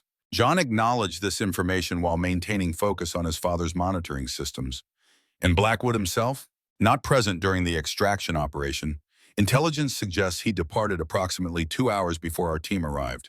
This development carried significant implications, not merely a missing perpetrator, but continuing threat potential given Blackwood's knowledge and resources. Priority locate and contain, directive issued through all intelligence channels, Mitchell continued. Assets deployed to all known properties and associate locations. Financial tracking activated for resource movement identification. Sarah, who had joined them for this briefing, displayed new analysis on her tablet. I've compiled Blackwood's contingency protocols based on recovered documentation. 3 likely egress routes identified, with highest probability indicated for this facility in the Colorado mountains. Mitchell nodded approval of her initiative. Redirect satellite assets to this location immediately. Tactical team on standby for confirmation. John nodded at understanding while processing the broader implications. Blackwood remained at large with both the motivation and capability to continue pursuing at Project Thunderbolt completion. The immediate threat to Frank had been neutralized, but the strategic situation remained unresolved. What about the information? John asked. Did they extract what they were looking for? Mitchell glanced toward Frank before responding. Preliminary analysis of their equipment logs suggests limited success. Significant resistance patterns throughout the procedure. No evidence of complete extraction achievement. Sarah expanded on this assessment. The neural mapping shows protected memory sectors remained intact despite advanced penetration techniques. Based on the extraction progression logs, they identified the information architecture, but failed to access critical integration components before our intervention. This aligned with the technical understanding John had developed during operational planning. Neural extraction required both access to information pathways and coherent assembly of fragmented components. Resistance could prevent either or both elements, despite the procedure's invasive nature. We'll need his direct confirmation when communication function returns, Mitchell added. But current evidence suggests your father protected the information despite everything they did to extract it. John absorbed this with complex emotions. Pride in his father's extraordinary resilience matched with anger at what that protection had cost. The monitor showed stabilizing patterns, but the neural mapping displayed unmistakable damage to specific cognitive regions. He sacrificed parts of himself to protect it, John observed quietly. Mitchell's expression reflected understanding beyond professional assessment. That's who he is, son. Always has been. Mission before self, principles before survival. The truth of this statement resonated with John's own reconciliation process. Recognizing that the same unwavering commitment that had separated them for 15 years had also defined the father who had raised him, who had shaped his own character despite their estrangement. The neurologist believed limited communication may be possible by this evening, Mitchell continued. I'll need to debrief him when medical clearance permits. The Thunderbolt information remains priority security concern. John nodded understanding while maintaining his protective position. I'll be present for any debriefing. Mitchell recognized this not as request, but confirmation of fact. Of course, his condition and recovery remain absolute priorities regardless of intelligence requirements. As Mitchell departed, John returned full attention to his father's monitoring systems and physical condition.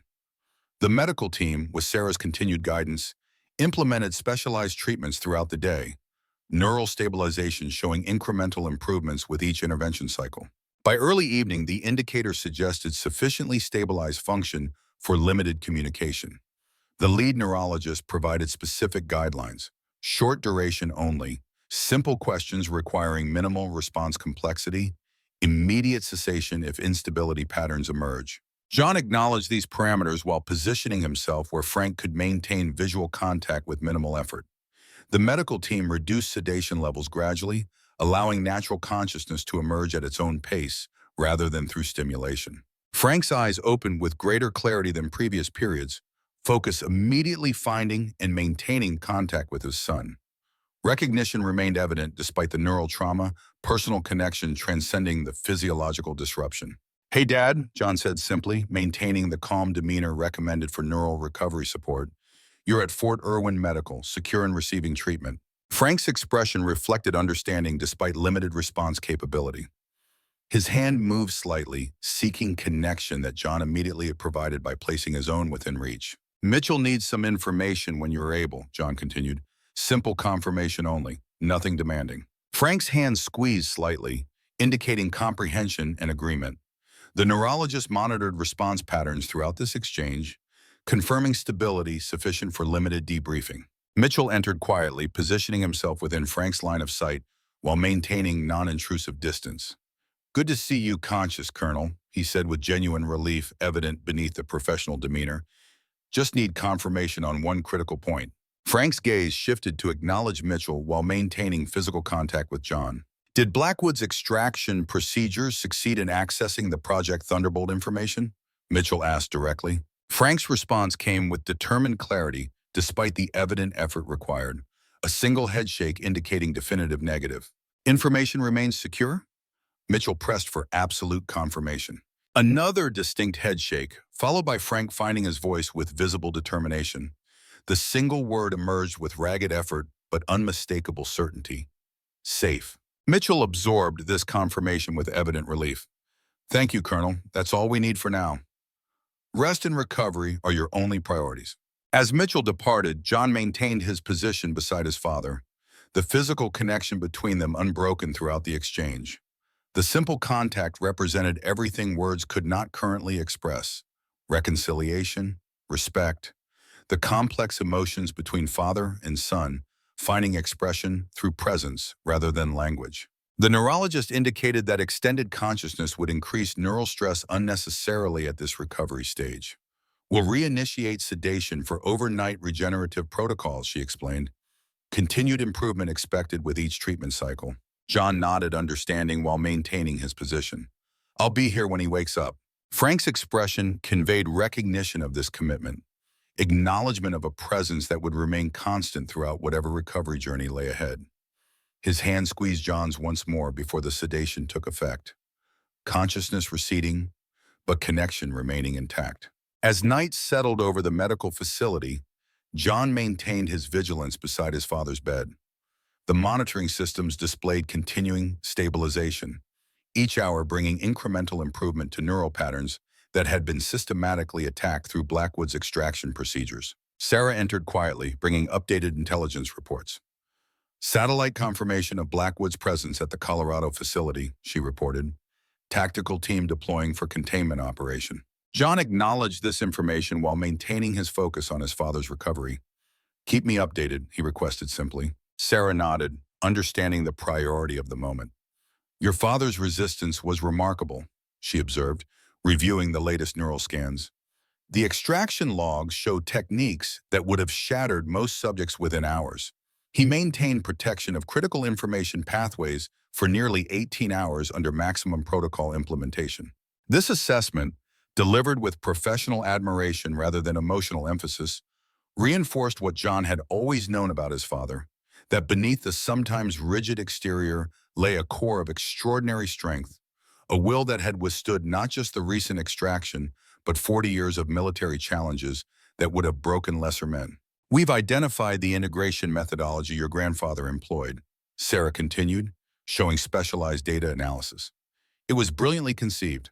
Mathematical principles presented as abstract puzzles, metallurgical formulations embedded in model-building exercises, structural integrity concepts disguised as architectural challenges. The information was distributed across dozens of seemingly unrelated interactions spanning years. John recognized the description, memories of his own childhood experiences with his father, similar educational approaches that had shaped his own analytical capabilities. The pattern had continued across generations, a legacy of both knowledge and methodology. Beyond the immediate medical concerns, John processed the broader implications of recent events.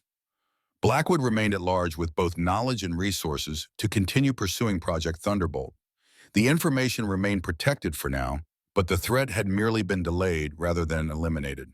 Yet within this uncertain tactical situation, one absolute certainty provided foundation. He and his father had reconnected despite 15 years of estrangement, finding in crisis the understanding that normal circumstances had denied them. Whatever challenges lay ahead would be faced together rather than separately. This knowledge sustained John through the night as he maintained watch over his father's recovery. The roles reversed from childhood when Frank had stood vigilant beside his son's hospital bed during serious illness. The cycle continued, protection flowing between generations, connection transcending circumstance. Outside, intelligence teams continued the hunt for Blackwood. Special operations units remained on high alert, and strategic planners developed contingency responses for potential scenarios. The broader conflict continued despite this momentary pause. But within this room, in this moment, existed something beyond tactical considerations and strategic implications.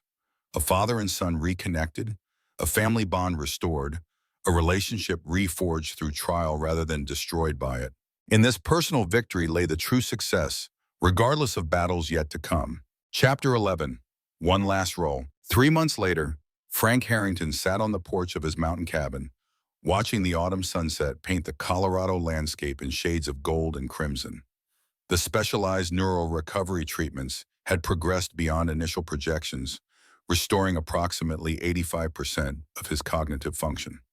The remaining deficits were manageable: occasional word-finding difficulties, minor short-term memory inconsistencies, reduced processing speed during complex calculations. Small prices to pay for protecting information that could have destabilized global security architecture. The sound of an approaching vehicle drew his attention. John's SUV appeared on the winding access road, right on schedule for his weekly visit. These visits had become the foundation of their reconstructed relationship. Quiet conversations about everything and nothing, shared meals, occasional fishing expeditions to the nearby lake. The simple interactions that had been missing during their 15 years of estrangement. Frank rose from his chair with deliberate movement. The neural damage had affected some motor pathways as well, requiring physical therapy alongside cognitive rehabilitation. His progress remained steady, each week bringing incremental improvements that accumulated into meaningful recovery. John parked beside the cabin and emerged carrying grocery bags, fresh supplies and ingredients for their traditional Friday dinner. The routine had established itself naturally during Frank's recovery, neither man explicitly acknowledging its importance, but both recognizing its value. Traffic was light, John greeted him, climbing the porch steps. Made good time from Denver. Frank nodded, accepting one of the bags. Weather report mentioned possible snow by morning. Might want to head back before it starts. The easy exchange masked the significance of this interaction. Father and son engaged in ordinary conversation, sharing mundane concerns, demonstrating the rebuilt trust that allowed such normal interactions after years of silence. They moved inside, where Frank had already prepared the kitchen for their meal preparation. Cooking together had become part of their reconciliation ritual, structured activity that allowed conversation to flow naturally while creating something together. Mitchell called this morning, John mentioned as they unpacked ingredients. Blackwood's trail went cold in Eastern Europe. Intelligence suggests Russian connection, possibly former contacts from Kozlov's network. Frank absorbed this information with the balanced assessment of a career officer. Blackwood remained at large despite comprehensive international efforts, his resources and connections enabling continued evasion. The threat persisted, though diminished without direct access to the Thunderbolt information. And Sarah? Frank asked, his improved speech allowing more complex conversations as recovery progressed. Promoted to captain, John replied with evident approval. Assigned to specialized intelligence unit focused on emerging extraction technologies. Her experience with your case proved invaluable for developing new countermeasures and protection protocols. Frank nodded satisfaction at this development. Sarah Mitchell had demonstrated exceptional capabilities throughout the operation, her specialized knowledge proving critical to both mission success and his subsequent recovery. Her advancement represented proper recognition of extraordinary service. They worked together preparing dinner, Frank handling simpler tasks while John managed those requiring more dexterity or complex sequencing. The division of labor had evolved naturally during recovery, adjusting as Frank's capabilities improved without either man needing to acknowledge the accommodation explicitly. Had some interesting visitors yesterday, Frank mentioned as they sat down to eat. Williams and Rodriguez. First time they've been up here together. How are they doing? John asked. Rodriguez is expanding his shooting range, adding tactical training courses for law enforcement.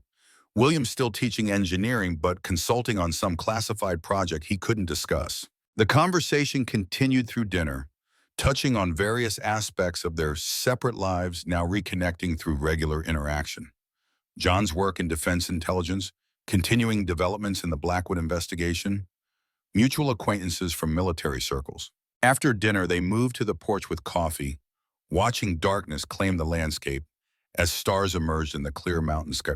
These quiet moments had become perhaps the most significant part of their reconciliation. Comfortable silence between two men who had learned to appreciate each other's presence without constant conversation.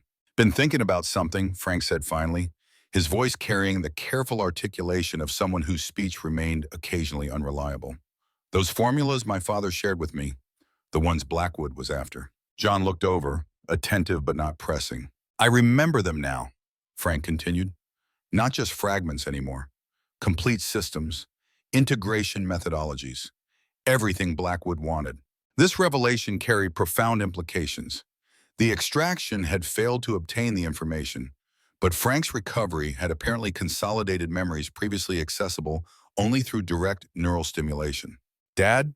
John began cautiously. Frank raised his hand slightly, indicating more to say. They don't belong in any one person's head. Too dangerous. But they can't be documented either, can't risk falling into wrong hands. What are you thinking? John asked directly. Frank met his son's gaze with calm certainty. I want to share them with you. The same way my father shared them with me. Not as classified information, but as intellectual exercises, mathematical principles, theoretical constructs. The proposal represented extraordinary trust, not merely in John's integrity, but in his judgment regarding information of potentially global significance. It also represented continuation of a family legacy spanning 3 generations. Protection of knowledge too dangerous for conventional security systems. Are you sure that's wise? John asked, professional intelligence officer temporarily overriding son. Frank considered the question with the measured assessment of 40 years in military service. Wiser than alternatives. Either I remain sole repository until memory deteriorates naturally, creating risk of information loss, or I document formally, creating risk of compromise. Shared responsibility between trusted individuals represents optimal security architecture. The analysis was sound despite the personal dimension. John recognized both the professional logic and the deeper significance, his father entrusting him with responsibility that transcended conventional security classifications. I'd be honored, John said finally, understanding the full weight of what was being offered. But only if your doctors confirm it won't interfere with your recovery. Frank nodded agreement to this condition. First session once they approve. Start with basic principles, just like my father did with me. The decision settled between them. Father and son contemplated the star-filled sky in comfortable silence. The legacy would continue, not merely mathematical formulas and integration methodologies, but the commitment to protecting something greater than personal interest or national advantage. In this cabin, far from the classified facilities and tactical operations that had defined so much of their lives, they had found something that transcended military hierarchy and security classifications. The fundamental connection between generations, the trust that enabled true security beyond any system or protocol. Whatever challenges remained, Blackwood's continued freedom, the potential weaponization of technologies never meant for deployment, the ongoing recovery from extraction damage, they would face them together, stronger in partnership than either could be alone. The mountain night deepened around them, peaceful in contrast to the conflicts they had navigated. Tomorrow would bring its own challenges, but tonight allowed quiet appreciation of victories already achieved. A father recovered, a son reconnected, a relationship restored. In the end, this represented the ultimate triumph against those who would sacrifice everything for technological advantage. The human bonds that no extraction protocol could penetrate, no algorithm could replicate, no weapon system could replace. The true legacy of Iron Thunder. The end.